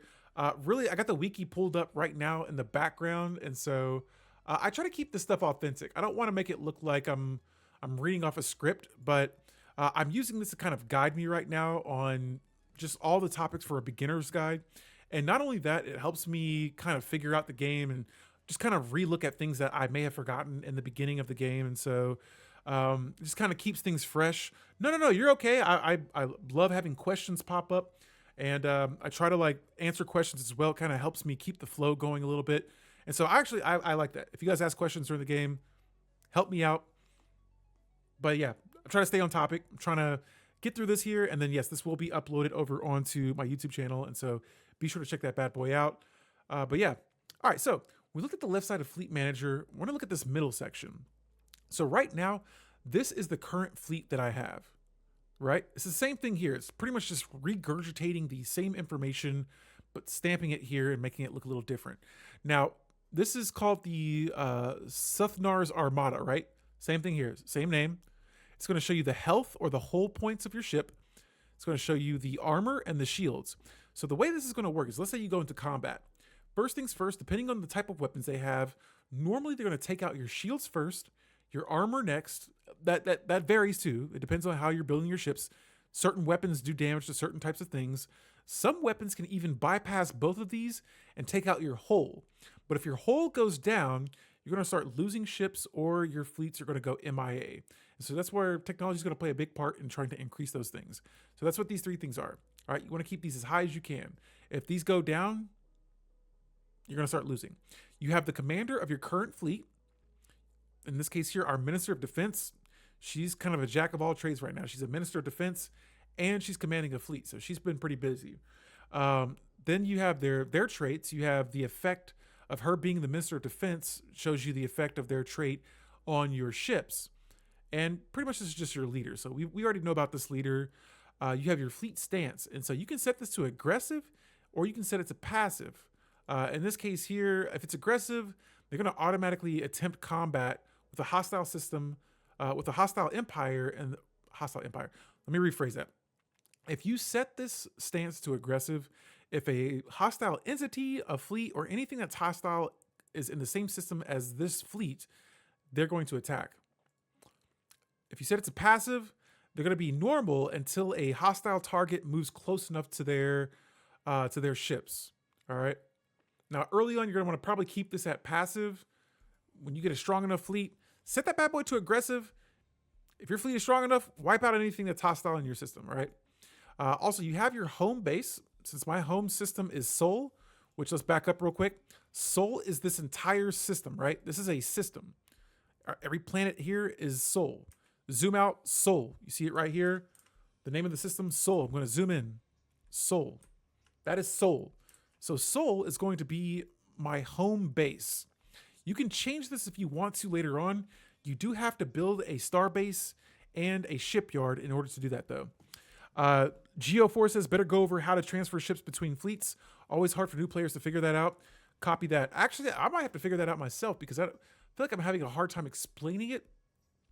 The way I know how to do it is to just turn this up, and then I'll try to, from there, just build ships, and they just automatically go to them.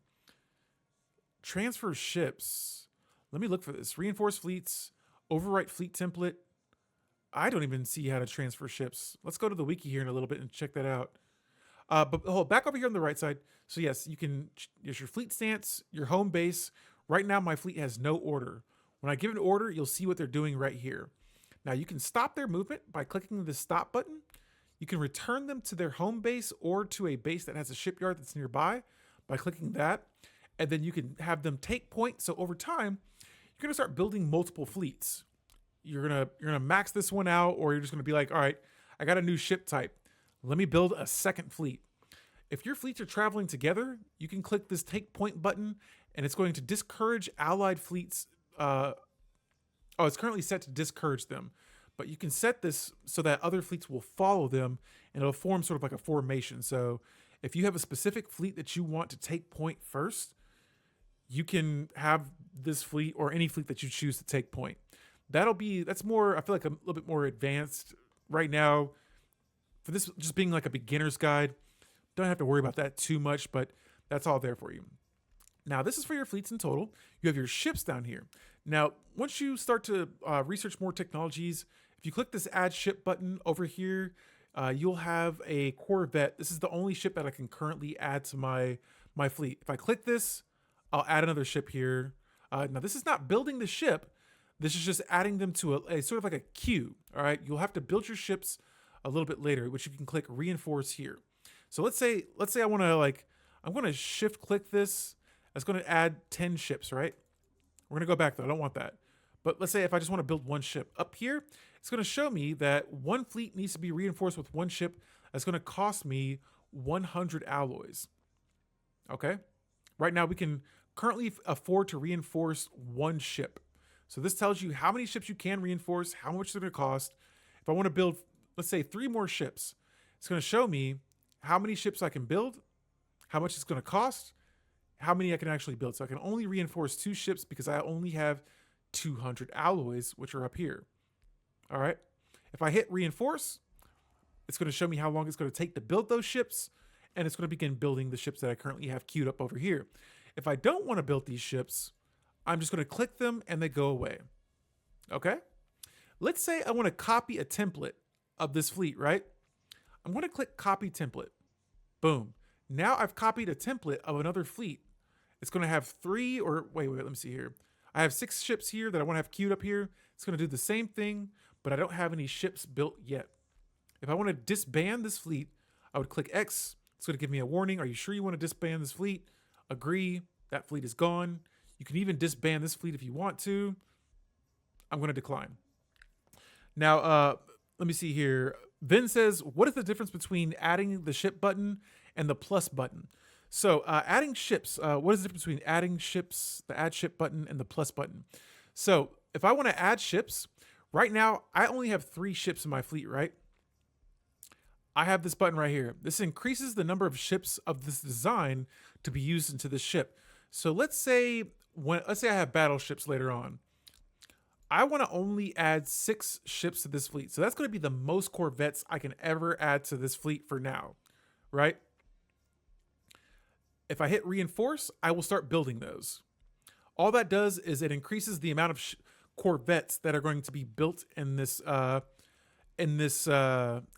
right now. All right. Now the add ship button, I'm not sure which. I'm assuming, are you talking about this right here, the reinforce all? If I hit that, it just makes me reinforce them. So now I'm initializing that. I don't want to do that though right now. But yes, this just shows you, hey, right now, if I hit reinforce, I can't because there's nothing here to reinforce. I click one, hit reinforce, I'll reinforce one ship. Yes. Oh, you're talking about add ship. Yes. So, all right, even here, we'll even come back to this in a second. Let's jump ship. Let's go from fleet manager now to ship designer. So ship designer, this is a little bit more complex, all right? This is where you can really get into the inside of your ships and really start upgrading those. Is there an advantage that the Corvettes have? That's a whole nother, that's a very in-depth conversation right there. I'm gonna save that for maybe another time. Right now, I'm gonna do the best I can to explain ship designer because for me personally, I know there are a lot of other creators. There's a lot of videos out there on YouTube, which I can try to tag one, but there are a lot of guides out there on how to build your ships best. But let's just go here for now. All right, I clicked on my Corvette, right? And for the sake of fleet manager, I'm just going to show you something here. I'm going to deselect auto generate designs, and I'm going to click on this small mass driver. First of all, when you hover over this, it's going to show you all the stats of this type of weapon, right? It's going to show you the damage, the cooldown, the accuracy. All of that is right there. All you got to do is hover your cursor over it. It's going to show you what they do, how good or bad they are. And over here on the left side, when I clicked on it, it shows me the components that I can put on this ship. So let's say I want to put all nuclear missiles on this ship, right? The name of the ship is over here on the top right side, right? I'm going to name this ship, let's just say nukes, right? Boom. Now, once I've done that, let's break down this just a little bit more. So this is your ship. This is my current Corvette, the only type of ship that I have right now. It's going to show you the type of ship that it is. It's an interceptor. If you want to click on it, you have two different ship types that you have. These just allow you to add different type of weapon slots or utility slots. It shows you how many of those slots you have, so on and so forth. So the current one I have can currently put on 3 small weapons. It has 3, what do you call these? Utility slots and 1 auxiliary, all right? So here you could put 1 point defense weapon on there. Point defense sort of defends you from missiles and things like that, and 2 small weapons. And so we're gonna keep the interceptor for now. I have 3 missiles on it. We've named it Nuke. Now it's gonna show you how long it takes to build this type of Corvette. It's gonna show you the upkeep for this type of ship, and it's gonna show you the cost to actually build it. So it's gonna cost me 100 alloys to build this type of ship, and it's gonna cost me 0.2 alloys to upkeep this ship, right? Is it a hull selector for this class type of ship, right? It is a hull selector for this type of ship, right? What do you mean by that, by hull selector? Now, going back down here, we have some components on the bottom of the ship. These are the amount of power that can sustain this ship. It's going to show me the shielding and armor. These are all going to have modifiers later on in the game. But for instance, right now, I have shielding, right? If I go over here to shields, it shows I have 150 shields. If I wanted to go all armor, I can change that. As you can see here, that now impacts my shielding, right? Let's say I just go all armor on this type of ship, right? Now I have 0 shields, more armor. So you can just play around with this, tinker around with it. According to the wiki, it's good to just try out different things and see what works. It's good to some people like to build only Corvettes for one fleet and then build another fleet that are all destroyers and keep all their fleets in one, or keep all their specific types of ships in one fleet. It just depends on what you like to do. Oh, a little bit shy because of you making a guy. No, you're good. Between interceptor and another, is it a hull selector? I want to say it's more of this type of ship will give you a different layout. So, all right, here, I'm going to save this. I'm going to save this new class real quick, right? So now I have 2 different types of Corvettes, okay? Now we're going to go to what Vin is talking about. Vin, let's say I wanted to change this nuke class completely. It's an interceptor type of ship. We're going to change it into a picket ship now. Now you see here, we have a P slot, right? This gives us flak battery or point defense. So now my ships are more likely to defend themselves. They have a chance to defend themselves. Point defense, does it explain here? So, all right, a flak battery. Let's go with point defense. This one I like a little bit more. This says that it's a hull-mounted countermeasure against missiles and strike craft, and are often essential for larger and slower military vessels. So there, it explains what it does. It's pretty much defending. It's not really defending. It's just a countermeasure against missiles and strike craft. Strike craft usually target smaller ships. I can now put this on a fleet or on a ship, and then I can add. Let's go with red lasers. There you go. You can also, we'll add the components to it. And then let's go all shields this time. Boom. Now we have 3 shields. This is a completely different ship type. We're gonna name this one. We'll name this one Ven. There we go. So this is our Ven ship, right? Now I have 3 different types of ships. Okay. You have defensive platforms. It's the same thing. All right. Just more components. You can change this however you want. It's completely up to you how you want to build your defensive platforms, but it works the same way as the way that you change your ships. Now we're gonna go back to, and there's a lot of stuff over here. Like I said, just hover over it. It shows you what they do. But let's go back to Fleet Manager now. Now I'm gonna turn this back down to 3. This is our regular Corvette class, right? Now you guys mentioned the difference between this increasing the amount of ships that you want to build and the adding ship type. Now notice now that I click Add Ship, now you have a new class type of ship. Now you have a Ven class type of ship. And here you can say, hey, look, I want to add 3 ships of each type to this fleet. Now you can do that. And so that's how that works now. Now you can add different types of Corvettes.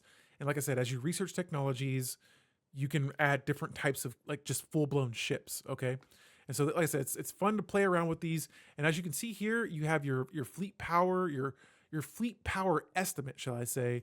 This shows you how strong these ships can be. And so obviously the new class is going to do a little bit more damage than the Ven class, because the Ven class is going to be used to kind of deflect missiles and things like that. And so, like I said, tinker around with Ship Designer if you choose to. You really don't have to, but that can really be what separates you from building a powerful fleet to an incredibly powerful fleet and ignoring the numbers. And so that's about as much as I'm going to spend here in the Fleet Manager tab, because like I said, for me personally, I feel like I'm not the most experienced player when it comes to like getting fully in depth with the Ship Designer. Fleet Manager, for the most part, I just add whatever ships I want to add, increase that fleet power. And for beginner players, I would just say, hey, build more ships, get stronger fleet, win battles. Now, next up, we're going to go to contacts. Now, I don't have any, I turned all the other empires off in my game, but as you meet other empires in the galaxy, this is where they're going to appear. You can engage in diplomacy or espionage in this tab here. But as you meet other empires, you'll have their relationship with them. It'll be like a number here. If it's positive and green, that means they're friendly. If it's negative and red, it means they're hostile. If it's orange, it means they kind of don't like you and they're thinking about maybe punching you a little bit later on. And if it's yellow, they're like, you're all right. I don't think I want to punch you right now. But the chance of me punching you later is always an option. You have their diplomacy status, which that'll show you whether they're hostile or friendly. It'll show you how many planets that they have. Relative power is going to be crucial, because let's say I find an empire that is pathetic. That means, hey, if I wanted to conquer you right now, there's nothing you can do about it. If it's showing red and overwhelming, it means there's something that they are doing that is very good compared to you. And usually it means they can probably conquer you. So you'll want to keep an eye out for this. It'll show whether they're in federations and if they're at war. All right. You'll have agreements later on, which this is, I don't know if it's in base game, but this shows you if you're an overlord or a subject, you have agreements that you can make with your overlord, which is later on in the game, or depending on the type of origin that you select. And then the shroud, that's a whole nother thing too. And so this is plenty self-explanatory for now, but discoveries, you'll find discoveries later on in the game. Relics, if you do archaeological dig sites, you can find relics. Relics are just really powerful items that can give you massive boost to your empire. Some are really good, some are okay. We'll have to cover that another time. Collections, this comes with some DLC. It's I want to say the Grand Archive DLC. Throughout the game, you'll find minor artifacts. These are like mini relics, giving you little bitty bonuses. You have minor artifacts that you'll find throughout the game. You'll get different actions. These question marks are actions that are required through technology. But let's say I have 100 minor artifacts. I can use the Celebrate Diversity. If you hover over it, it'll give you everything that you can do with that. These are just actions that you can use through finding artifacts. You find artifacts usually by surveying and researching projects. After that, we're going to go to the next tab here. The other two are locked behind DLCs. We have claims. Let's say that this planet right here turned out to be another empire, right? And I wanted that system. I would need influence, but I would make a claim on that system. Simple as that. If another empire expands over a system that you want, you can make a claim on that system.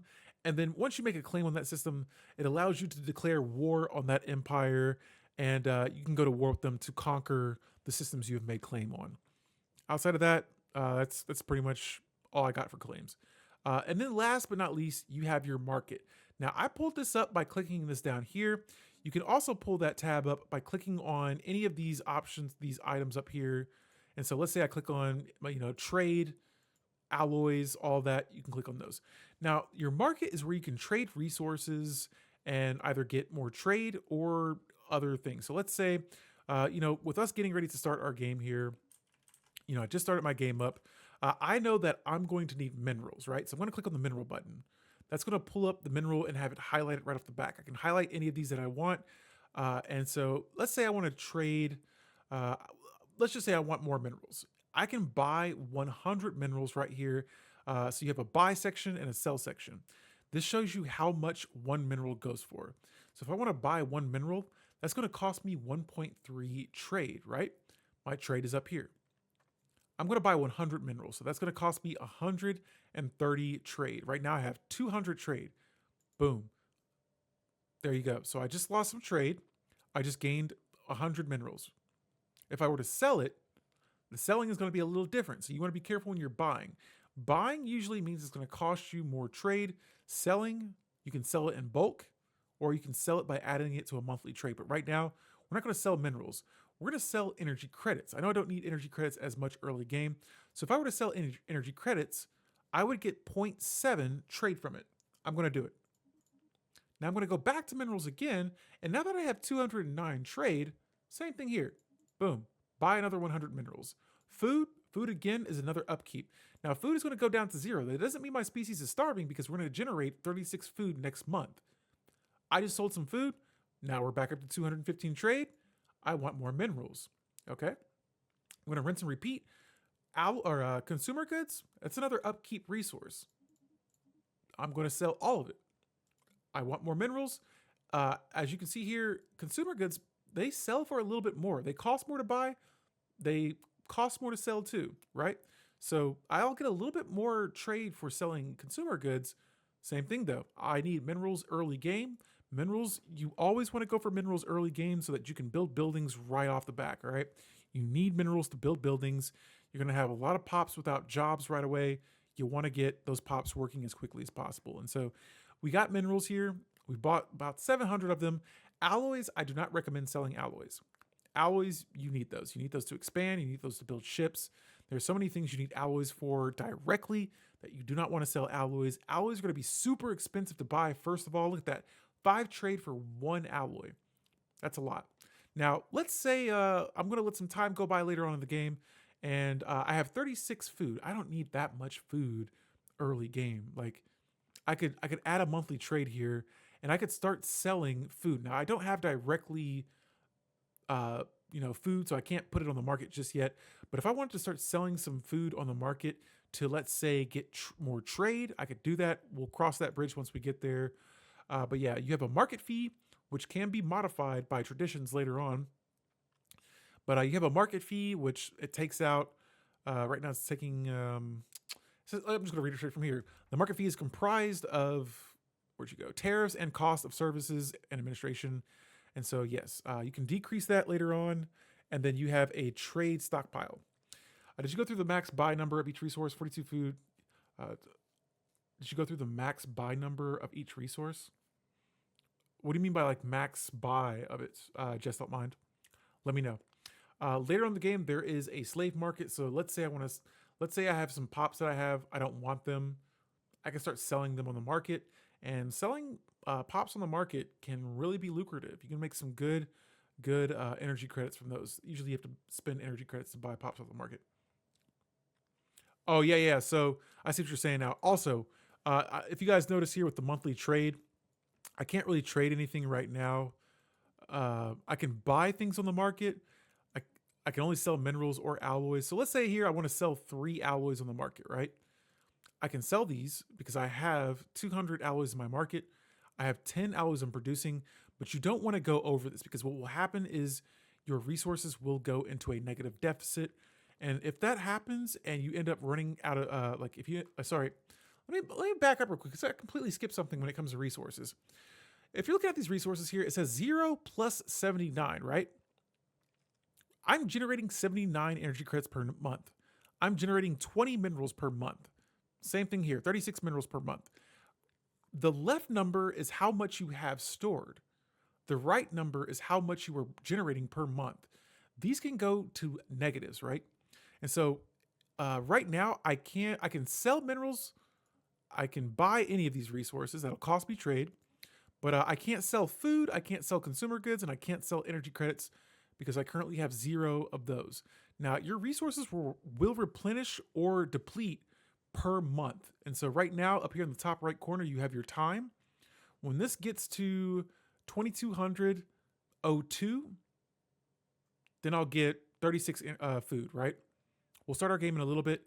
But yes, right now, what Just Don't Mind is saying is, if you do a monthly buy of 42 energy credits per month, the price each month stays the same. But if you buy, oh yes. So the way how I just bought all those minerals in bulk, there is a market, right? A market fluctuates up and down. So if I buy more minerals, does the cost go up or down? I don't remember. But yes, the market will fluctuate when you buy this way versus a monthly trade. And so, yeah, you can also cancel and remove. We'll get to trading here in a month. We'll come back to that. But yes, that covers most of the market. We're going to look at some more of that in a little bit here once we start our game. Now, last but not least here, on the right side, we have our overview. Now, we have an Earth tab, right? You can click this, and if you go up here on the top right, there's a go-to button. Double click that, and that'll take you straight to your planet, right? You can also pull up this planet tab if you click it on the right, or if you go to the planet and click the planet itself. Okay. Oh, so yes, Just Out Mind says the more of a resource that you buy in bulk, the more the demand of it goes up. So the price of it will go up. Yes. Or the value of the resource will go up. Now, your planet tab, this is a whole lot of information. All right. Click that here. Don't forget. Or you can click your planet. It's going to pull up a lot of information. Now, the first tab is your surface, right? You're going to have the name of your planet. This is showing that this is my empire capital. It shows the modifiers that are being applied to this world. Since it is my capital, we're getting increased amenities and all that jazz. It's going to show you the current governor of this planet. It's going to show their traits and things like that. So this leader has the fertility preacher trait that increases pop growth speed. Always a plus. It's going to obviously show the background. That's all cosmetic. That's what we looked at when we created our empire. You're going to have the modifier for your empire. So in this case here, we have prosperous unification. This is the modifier that we gained from the origin of my species. You're going to have decisions here that you can make, which that's a little bit later on in the future. We'll leave that be for now. If you want to terraform your world, that's later on in the game. Designations, these, probably not going to do this for this world here, but these give you a specialization for getting bonuses from certain types of resources, depending on how you want to specialize your world. But normally I'm going to keep it on auto designated for my home world for now. And then they're going to drop down to districts. And actually, no, I take that back. We have a little bar here with a bunch of numbers. So let's just go through these one by one. You have your stability. This is how stable your planet is. Now, this is going to be crucial because the higher your stability, the more resources you get from your jobs. Stability reflects the political stability of your colony and is usually influenced by your pop approval rating. All right.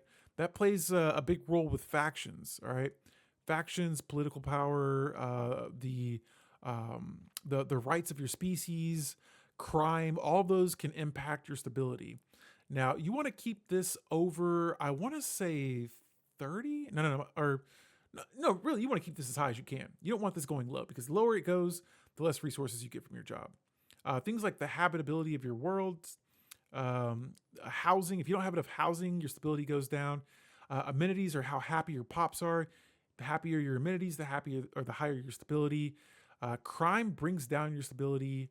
And if your crime and stability are, if your crime is high enough and your stability is low, you can eventually lose the planet to a revolt, and then you'll have to fight for your world. All right. But like I said, the higher your stability, the higher your resource production will be. After that, you have this little population tab. This shows how many pops are currently living on your planet. You hover over it, it'll show you what species you have. Right now, just mostly humans or Alari species. Then you have your crime. And again, crime, the higher this is, the lower your stability is going to be. Some people can cheese this, but in most cases, you're going to want to keep this right at 0. Now, the way you can do that is by keeping your pops happy. There are jobs like enforcer jobs that can decrease crime. There are buildings that can increase crime. Gotta keep an eye out for those things as well. But yes, you want to make sure that your planet has little to no crime. There are ruler traits. There are traditions. There are so many ways to decrease crime. Research it. Maybe we'll cover that another way. 61% stability and 6.1 another stat. Is that related to each other? No, negative. They are not related. I know what you're talking about here. We'll come to that in just one moment. This is 61% stability. This is for amenities. But first things, before we get to amenities, let's look at housing. So housing is the amount of available housing you have on your planet. You have to build buildings to, that's just this case here. But you have to build housing buildings. There are certain buildings that increase housing. A lot of buildings do, but you want to build housing so that your pops have somewhere to live. It can be increased by building districts, buildings, and having a higher housing also improves planet capacity, which is how many pops can live on this planet. Now, there are certain district specializations which can lower housing, but we'll talk about that once we get to districts and stuff. Next up, we have amenities. Now, amenities is how happy your population is on this planet. That's only on this planet, not the whole empire, just this planet. Amenities, colonies that lack amenities suffer happiness, but pops can increase their happiness from either pops, jobs. There are entertainer jobs that can increase that. We'll look at jobs in a little bit. There's a bunch of stuff that can increase amenities, but for now, you want to make sure this is high too. You can kind of get away with it being in the negatives, but yes, you have to do this. I have to change Stellaris to English because my localization, some things are missing. Yeah, no, I get that. So yes, these are amenities. Now, this right here, usually I like this being at 0. But this is your available jobs. If it's at 0, that means there are no available jobs, and every job on your planet right now is being worked. That's what you want. Now, in this case here, we have a lot of buildings slots open, a lot of districts available. I have room to build more jobs, but yes, usually you want to keep that low, because if you have too many jobs available, that's just upkeep going to waste. Try to keep this low. It doesn't have to be at 0 at all times, but normally, yeah. And then you have unemployed pops. Unemployed pops just don't have a job to work. They don't really produce any resources, and sometimes they can reduce stability on your colony. So that's this little bar here of stuff. Next up, we're going to take a look at districts and buildings. So everything below here, let me pull this closer to me. This right here is a district. It's a special type of district. It's an agricultural district. This up here, this is your city district. The red one is your mining district. The yellow one is your generator district, right? These districts, if you hit build above them, you can see they're going to cost me minerals to build, right? So if I want to build a city district, it's going to cost me minerals. It's going to have an upkeep of energy credits. It's going to show you the planet modifiers. It's going to show you the district specialization jobs that you're getting from that. It's going to show you what those jobs do. There's a lot of information right here. I'm reading all that from this right here. All right. So it'll show you all the jobs that you get from that. It's going to show you the job production. All right. So this little bar here shows you all the resources you're getting from those jobs, right? It's going to show you what those jobs cost to run. If you build that, it's going to give you that. Each of these have different types of jobs that you get depending on what you need. You're going to want to build those. Now, I told you guys earlier, we want mining districts, all right? So if I build a mining district right here, it's going to show me I'm going to get 200 housing, 200 mining jobs. Miners produce minerals. That's all there is to it. Let's build one. Now I clicked build. I clicked build for mining districts, right?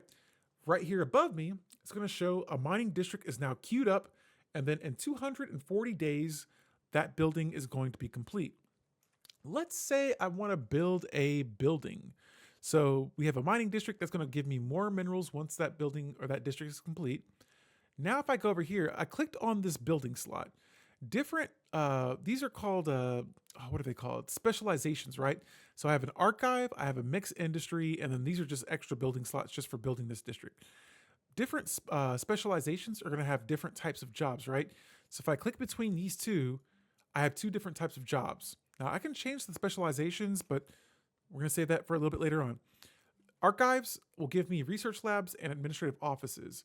Research labs gives me that special thing I've been telling you guys about, science jobs or research. Mixed industries will give me civilian industries, which give me advanced resources like consumer goods, or an alloy foundry, which gives me alloys, right? Those are going to cost me minerals, both of these resources. They're going to cost me minerals to build, and they're going to cost me minerals to upkeep. They're going to give me consumer goods or alloys. It depends on what I need or what I want to build. For research labs, here, it's going to give me science at the cost of consumer goods, or unity at the cost of consumer goods. Everything's always going to be a juggle. Everything's going to be a balance. Make sure you keep an eye on these when you build them, because it's going to cost you something. If I want to build an agricultural district, this is just going to produce food, but I usually do not build agricultural districts early on in the game. Now, jumping back over here to the right side, we've looked at districts and buildings. There's a lot of different buildings you can build through. You'll have to go through here and look through. Don't think I have enough time today to explain all of these, but yeah, those are going to be buildings. You have decisions here. These are going to be more immediate decisions that impact your planet, your colony immediately. And so let's say I had 600 consumer goods. Let's say my amenities were getting a little low. If I were to distribute 600, I would spend 600 consumer goods. That would increase my amenities by 25%. It would make my amenities happier on this planet. And it would make other pops want to come here or resettle here, right? Destination chance. This will last for 10 years. And so these are modifiers you have. Let's say you have a lot of crime. You could initiate like a form of martial law that'll temporarily bring crime down. It might have a negative effect on your pops, but these are what decisions are for, right? So those are here, and over time, you'll have different decisions that pop up. Now that's going to cover the surface planet tab. Next up, let's go to management. Now in management, you're going to have what are called planetary features. Now right here, it's showing me that I have 3 planetary features on this planet. I have a sprawling slum, which is right below it. I have a Great Pacific Garbage Patch and an industrial wasteland. These are called blockers. What blockers do is they block districts. So like right now, I have a sprawling slum. If I were to clear this tile blocker, or now it's just called a blocker. If I were to clear this blocker out, it would take me 120 days to do it. It would cost me 300 energy credits. I would click this button, and when it clears out, it'll give me 100 pops, right? Now, when I clear this, it says that I'm gonna lose 1 max district. Okay, that's fine. 100 pops, I'll take it. If I want to clear out the Great Pacific Garbage Patch, I'll get 3 agricultural districts from this. All right.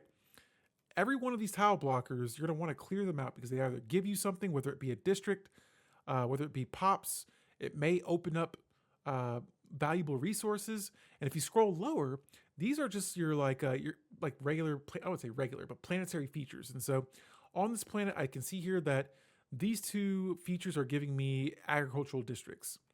This Mesopotamian urban coordinator is giving me 3 mining districts, so on and so forth. 100 pops, is it a lot or not? It's not a matter of if it's a lot or not. It's the fact that you can get 100 more pops to work for you. Now, earlier on, I was saying pops are hands down your most important resource. And so absolutely, if I would say clear out a couple of, or try to get some resources generated first, kind of get your empire in the right direction, and then clear those out a little bit later when you have some free time. And so I target that early on because 100 pops, is good. I'll take it. Hey, if you're going to give me 100 pops, yeah, absolutely. I want 100 pops. Now, I'm going to show you next up here. We looked at the planetary features. There are in some cases, rare planetary features. We don't have any of those on our world right now, but yeah, that's where you can find these at. You have your current population, which will break down. If you click on the arrow, first it shows you how many pops you have. It shows you how many of these types of pops grow. You have your elite category, and so you have your pops working like elite jobs. You have your specialists, your workers, and your civilians. Now, if you have civilians, this just means, hey, these pops are looking for jobs in higher categories. And so, yes, no, don't be sorry. You are A-okay. Usually takes a planet around 2 to 3 years to get 100 pops. Yep. And so pop growth, that's a whole nother topic right there that I don't think I'll have time to go over today. But for now, we're just going to keep going through as much as I can here. Right now, though, yeah, this just shows you your current pops, how many you have, and all the job categories that were placed in. And we're going to look at jobs here in just a second. Over here on the right side, you have your monthly pop summary. So you have the growth, which how many pops you grew. We're playing with organics though, so our humans are going to have a growth rate. Right now, we haven't grown anything. In the next month, that'll change. You have your migration. This will show you what pops move to your world. All right. It could be other species. The more pops that move to your world, the higher this number goes. And then robots. If let's say I start building robots are not going to grow. They're going to assemble. And so it's usually, I think it's a good idea to try and get pop growth and robot assembly. Honestly, if you can get all three of these going, awesome. Below that, you have a pie chart. This is just showing that my whole pie chart is blue. With the type of empire I'm playing with, I'm going to make friends with the Xenos usually. This part will start getting more split up depending on the diverse amount of species, but since we're only humans on this planet, this pie chart is all blue. After that, it shows your Earth. This is my core sector.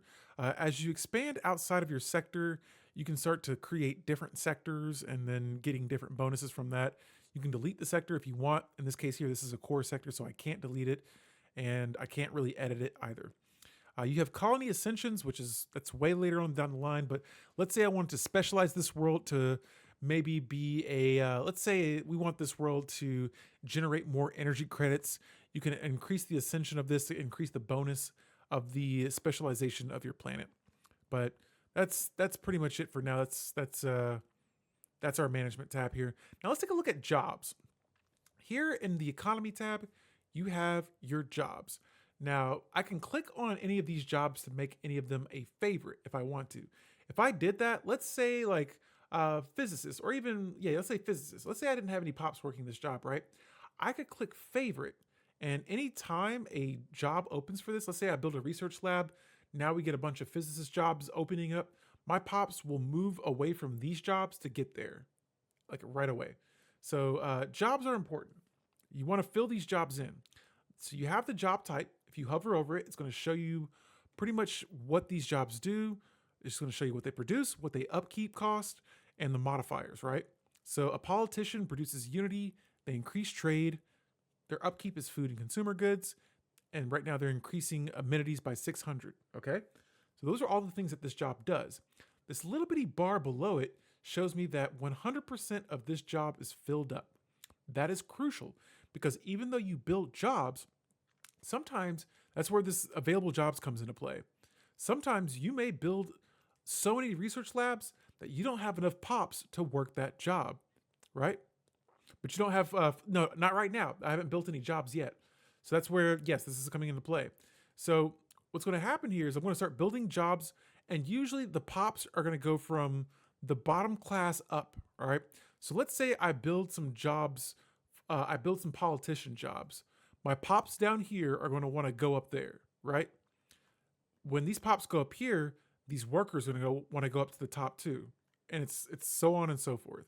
So that's why early on, I have so many civilians right now, right? Civilians, they're not doing a whole lot. They're giving me, if you go from here over to this right side, like right now, this is showing me what these pops are doing. Right now I have 200 politicians. It's showing me on this right side, okay, they're producing amenities. They're giving me 1 trade and 16 unity. It's showing the upkeep though. So it's saying, hey, all of these pops are working this job. They're turning this into this, right? Same thing down here. Same thing. They're doing this, turning it into all of this. Your specialists do a lot. Your workers turn this into this. Okay? Your civilians, they're cool. Now, if I go back to my surface, I'm building a mining district, right? That's showing me that when this building, this district is complete, I'm going to build 200, showing it right here. I'm going to have 200 mining jobs, right? Let's go to my economy. Right now, this job is filled up. When that district is finished being built, I'm going to get 600, or this is going to go from 400 mining jobs to 600 mining jobs.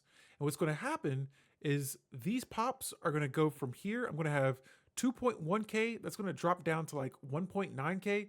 Those pops are going to go up here and fill this job up immediately. And so right now, that's why I'm saying minerals are really good, because when you're building jobs and you have a lot of civilians, these civilians are looking for work. These workers are looking for better work. You're going to want to start building jobs and then getting those resources going as quickly as possible. And so this is the jobs tab. I'm going to try and go through this as simply as I can, but let's say you click on this worker tab right here, right? Boom. Now it's going to go into more depth of what the jobs are that the pops are working. Let me see if I have one that has a pops working efficiently here. No one's working efficiently. Okay. So, all right. Right now, this is my workforce. Okay. Oh, yes. This is a whole thing.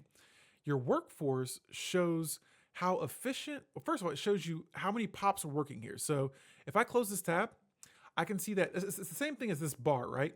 Yeah, super micromanagement, but I'm trying to make this as simple as I can. Let's just look at technicians. You can see here that I have my cursor hovered over this. My technicians, 100% of the job is filled. Boom. All it's doing is it's regurgitating the same information here. 100% of my technician job is filled. It's showing you the pops that are working this job. They're all humans, male and females, all right? I have 405 males, 195 females working this job. Technicians are being worked. Now, sometimes you'll see this being highlighted like kind of green. If it's green, it means that your pops are producing more as technicians because they're more efficient at being technicians. If it's red, it means that they're not efficient, all right? It means hey, I'm not really good at a technician job, or I'm not really qualified for this job. Usually you want it to be either green or like this. Green is better though. Same thing for the miners. All it's doing is just showing you the same information, just a little bit more in depth. Now for civilians, this type has no limit set. There's no limit set for this, but yeah, for these other jobs, let's say elites, we have 200 politician jobs. Boom. It's just showing you, hey, here's your pops. If I want to like stop working politicians, I can turn this down and these pops can go fill in another job somewhere. But right now I want all of my pops working. And so I don't want to get too heavy in that. I want to maybe lose track of you guys, but all it's doing is regurgitating the same information. Specialists, same thing. Your physicists, biologists, engineers, all these are just jobs and they're just showing you the same thing that you're showing you here. Just showing you a little bit more efficiency. And yeah, I didn't want to lose you guys there. Yes. Oh yeah, Malv. So yeah, that's why. If it's things that play into that. So I would love to show you guys my other playthrough, but I don't want to get too complex with jobs here. But your habitability plays a huge role in that. If let me see if we can go back to the habitability. So habitability here. Okay, my preference here. Okay, it's cool. It's 100% habitable.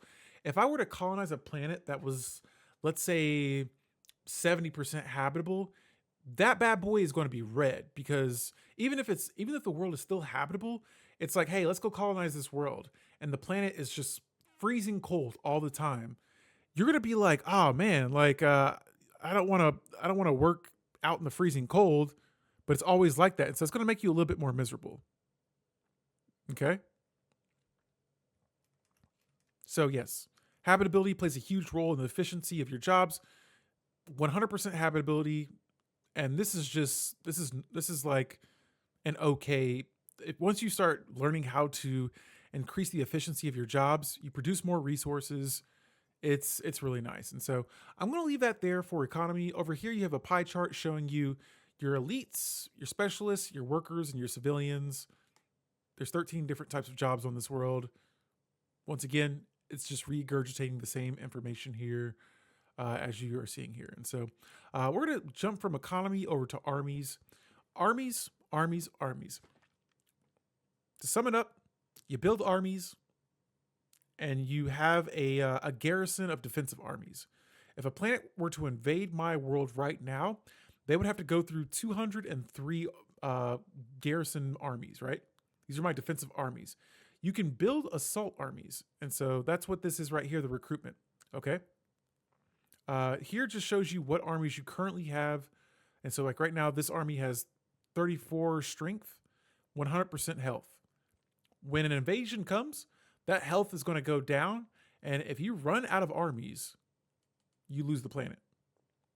You could actually click this little icon here, and it's going to give you more in-depth information on your armies, their upkeep. Since this is a defensive army, there's no upkeep for this. But let's say I want to build an army. One army is going to cost me 100 minerals. I got 400 minerals up here. Boom. Now I'm down to 300 minerals. Assault army will be created in 90 days. Okay? That's pretty much it. Over time, you'll get research that'll give you different types of armies.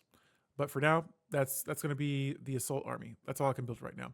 I can use these armies to invade other worlds if I want to, but not my defensive armies. My defensive armies will stay on my planet.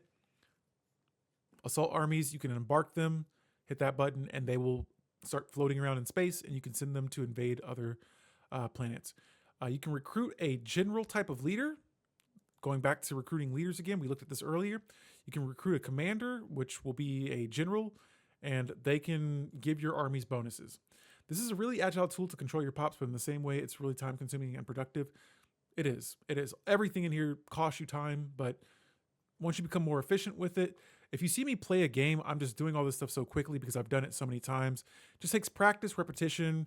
There's videos on YouTube. I love to go to the Reddit thread. There's lots of information there to help you out. Last but not least, we have holdings. Don't really have to worry about this right now. I don't have an overlord and there's no megacorps near me, but megacorps can build holdings on your worlds. They can give you some negative effects. They can give you some good effects. It just depends on the type of megacorp. I'm going to leave that there. Back over here to the right side, user interface above me, we got our fleets, which is that tab right there where military fleets are. You have your civilian ships like construction ships and science ships, and then you have your shipyard. And so we've seen our military fleets. Now in the early game, I like to use these fleets to explore, but we're not there yet. My military fleets are here. They're kind of bundled up together. You can see the ships here. These are my military fleets, and you can click on them and have them move around. You have your construction ship, which you use to build space. I can't think of the name. Let's just look it up. All right, I just clicked on my construction ship, right? I'm going to right click on this sun and I can build mining stations. And so mining stations are going to be these little icons here. Your mining stations are going to be for your resources, right? So energy credits, minerals, food, consumer goods, alloys. If that is here, which you can see here, I have energy credits and minerals.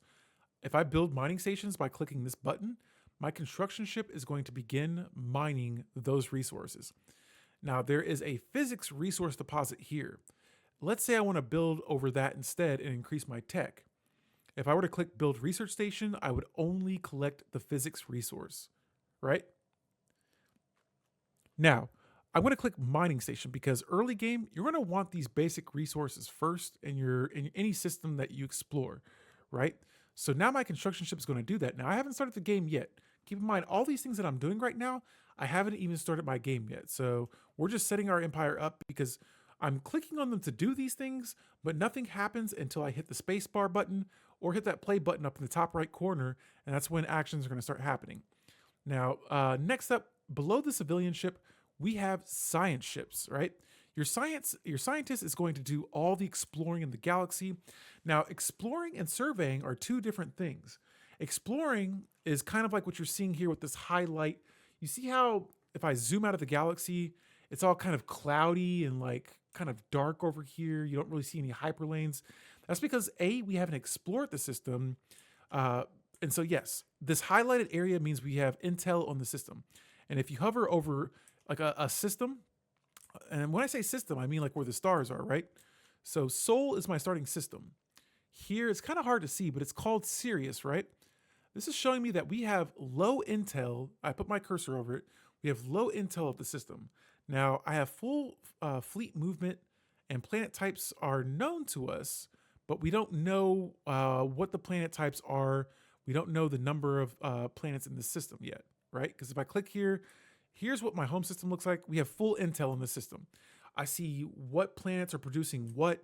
I see everything. I see what everything. I see all of this. If I were to go here to the Sirius system, okay, we see the planets. We don't know what they produce. We don't know if this planet has energy credits that we can harvest from it. Here, same thing. We have intel. So that's what this little highlight area is, right? We know of the system. We know that there are planets there. We just don't know exactly is going on there. Now, let's say I were to click on this right here, right? I can't even click on it because I don't even know what's going on here. I have no information on that. And as your ships get closer, you have what is called a sensor range. That is why this area is highlighted. So my ships can see what's going on out here, right? Now, before I grab my science ship, I'm going to grab my fleet, okay? And I'm going to right click on this kind of dark shaded system here. All it's going to do is send my it's going to send my fleet there, right? We're going to see what happens when it gets there. Now, that's an action. The game, it won't do anything until I start the game. I'm going to click on my science ship next. Now, my scientists, when they're in a science ship, you can use them to explore systems, but even better, you can use them to survey systems. Surveying a system shows me, hey, let's see here. This planet has a size 24 world in it, right? This is a continental world. What kind of planet do I prefer? Continental world. This tropical world will be potentially habitable, but I know for sure this continental world, or I'm sorry, this tropical world, this continental world will be guaranteed habitable. And so I have my scientists selected, science ship right here is selected, left click on that, right click on this system, and here you have survey that system. My science ship is going to head there, they're going to survey that system and explore, right? You guys follow me? Now, early game, a good strategy I like to use is I like to survey for those habitable worlds early and for choke point systems, right? And so a choke point system is when multiple systems join into one system and it makes it easier for you to defend that system. In this case here, I see a few choke point systems. You see this one system right here, right? Notice it's kind of hard to see, but there are 3 lines all going to that one system, okay? That's going to make the system so much easier to defend from anything that's out here, right? There's 3 lanes going to this one system. That is called a choke point. I see another one right here. So my home system is here, right? If I were to travel here, that is going to be a choke point system because there are 2 lanes going into that one system. I'm going to want to secure that, okay? That makes it easier to defend. There are multiple systems connecting to that one system. If let's say that each of these 3 systems had an empire in it, each of them would have to go through this one system to get to my home world, okay? And so besides that, I want to make sure I'm not forgetting anything. You can click on your shipyard down here. This is just going to show you what modules you have. And so in this case here on my Sol station, which is that station here in my middle system, we have a shipyard, which allows me to build 1 ship at a time. I have a solar panel network, which allows me to produce 6 energy credits. And I have a crew headquarters, which decreases my ship's upkeep if they're docked here. Okay? They're not going to be docked there, though. We're gonna get moving. So when I start a Stellaris game, I've got all my pieces here together. There's a couple of other things in the UI interface. Down here on the bottom left, this just shows you your world that you have, my military, my scientist, and my construction ships. I don't really use this a whole lot because I pretty much just click on the buttons here. You can also access these ships by actually clicking on their icons here. So notice here I got my fleet, which is the ship with the star, my scientist with the little atom icon by it, and then my construction ship with a tool icon by it. You can click on them that way, which is what I normally do, or sometimes I'll click on them here. And if you double click them, it usually zooms them in onto where they are. Vin says that I saw on the stream that one guy split 3 Corvettes into 3 different fleets and moved them all in different directions. Is that a good strategy? It's good, but the thing is you can't, with your fleets, you can't explore these uncharted systems unless you have a commander on them. And so you can only explore systems if you have a leader leading those fleets. Okay. And so yeah, that's that. But yeah, for your stations here, I also forgot to mention that you have your defense here. You'll want to build defensive platforms to make those stations stronger against hostile entities. You can also build armies from this station, and you can actually manually build your ships here. You remember those ships we created earlier? The nuke ship class, the Vin class. You can create those manually here. But I would highly recommend learning that fleet management before doing it rather than doing it this way, because it can get a little messy here and a little less organized here. It also shows you what resources it costs to build these ships as well. Okay, so I'm going to start this game. I'm not going to go super far into this, but we're going to start the game. I hit the space bar. Now the game's moving at normal speed. Let's go back to our planet here. As you can see here, things are moving. The mining district is being built. You got icons here letting me know there's excess, just pretty much pops not working.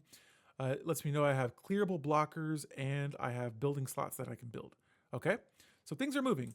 My ships are going to start traveling outward. We have factions now. So right away, a faction has been formed. Let's take a look at this, okay? So you can click on factions by going up here to the tab, or you can go back over here and do it, but I prefer doing it this way. That shows you that I have two factions, right? We're gonna go back to our faction tab. This is in our government tab, right? Now, two factions have just formed. You have that approval rating, shows you how many pops are in each faction, the support of both of them, and the issues that they have. So let's go to the National Wealth Coalition. You can see here their issues are they want us to keep the peace. We're doing that. They want a ruler that has the same empire ethic, which we'll look at, and they want to be represented on the council. So they want our ruler to have the same ethic, right? Let's go to our council. Our ruler has the xenophile ethic. They want the ruler to have, oh, well, he should have it then. I don't know why that's like, I think it's like kind of like, there's no effect, okay. Vin has a question, says that, is it fine to colonize all green planets for your race? Absolutely. Obviously, you want to make sure that your empire can afford to do it. So if you're having like deficits, I would consider, hey, right now I'm currently slacking on resources. Maybe on my home planet, let's get that up and going first, and then let's colonize this world. And so, yes, and notice here that my fleet is moving in that direction. My scientist, what's going to happen here is my scientist is now going to start surveying these systems. That's what this line is for. They're going to go check out each of these planets, and that's what they're doing right now, surveying it. And once they finish surveying this planet, we should see a resource deposit. Now I'm going to come back to them because I want you to see this this fleet right here. Notice how this area is kind of dark, right? When this construction ship gets here, boom, you see how that little area kind of like opens up now? If I go here, now I have some information on this system. And that's just from I see here there is a potentially habitable world. Something kind of crazy happened over here. I don't know what, but now I see, okay, cool. We got some intel on this system. We can see there's a habitable world there. I'm going to grab my fleet and I'm going to move them on to the next system. Now we're going to go back to the science ship. The science ship is still surveying, right? There was nothing on this world it's a barren world. There's nothing there. We're now going to survey the star, the Sirius A star, right? The star should have some kind of resource on it, okay? Let's check it out. Let's see what happens here. What's going on with Sirius? I'm going to crank the speed up a little bit too so we can see what's up. Sirius, boom, has three physics on it, right? So that's the difference between exploring and surveying, okay? And that's why, look at this. My fleet just found another system that has another potentially habitable world in it. We're not surveying the system. We're just exploring it, okay? And so, yeah, that's pretty much about it. I just wanted to go through the wiki a little bit. I mean, kind of help myself, refreshing myself on the beginner's guide. But yeah, hopefully you guys enjoyed. I'm going to probably wrap this thing up now because I am absolutely tired. But I will catch you guys next time. I may be back here tomorrow. I'm not sure. My weekend just got a little iffy here with just work stuff. So I will keep you guys posted. If you guys are not already in the Discord, there is a link there. But until then, I'm going to go ahead and roll up out of here. I appreciate you guys hanging out. I appreciate you guys asking questions and just tuning in for this. I love this kind of stream and I want to help out a little bit more. And so hopefully I can continue to do that in the future. Until then, Alpha out. See you guys later.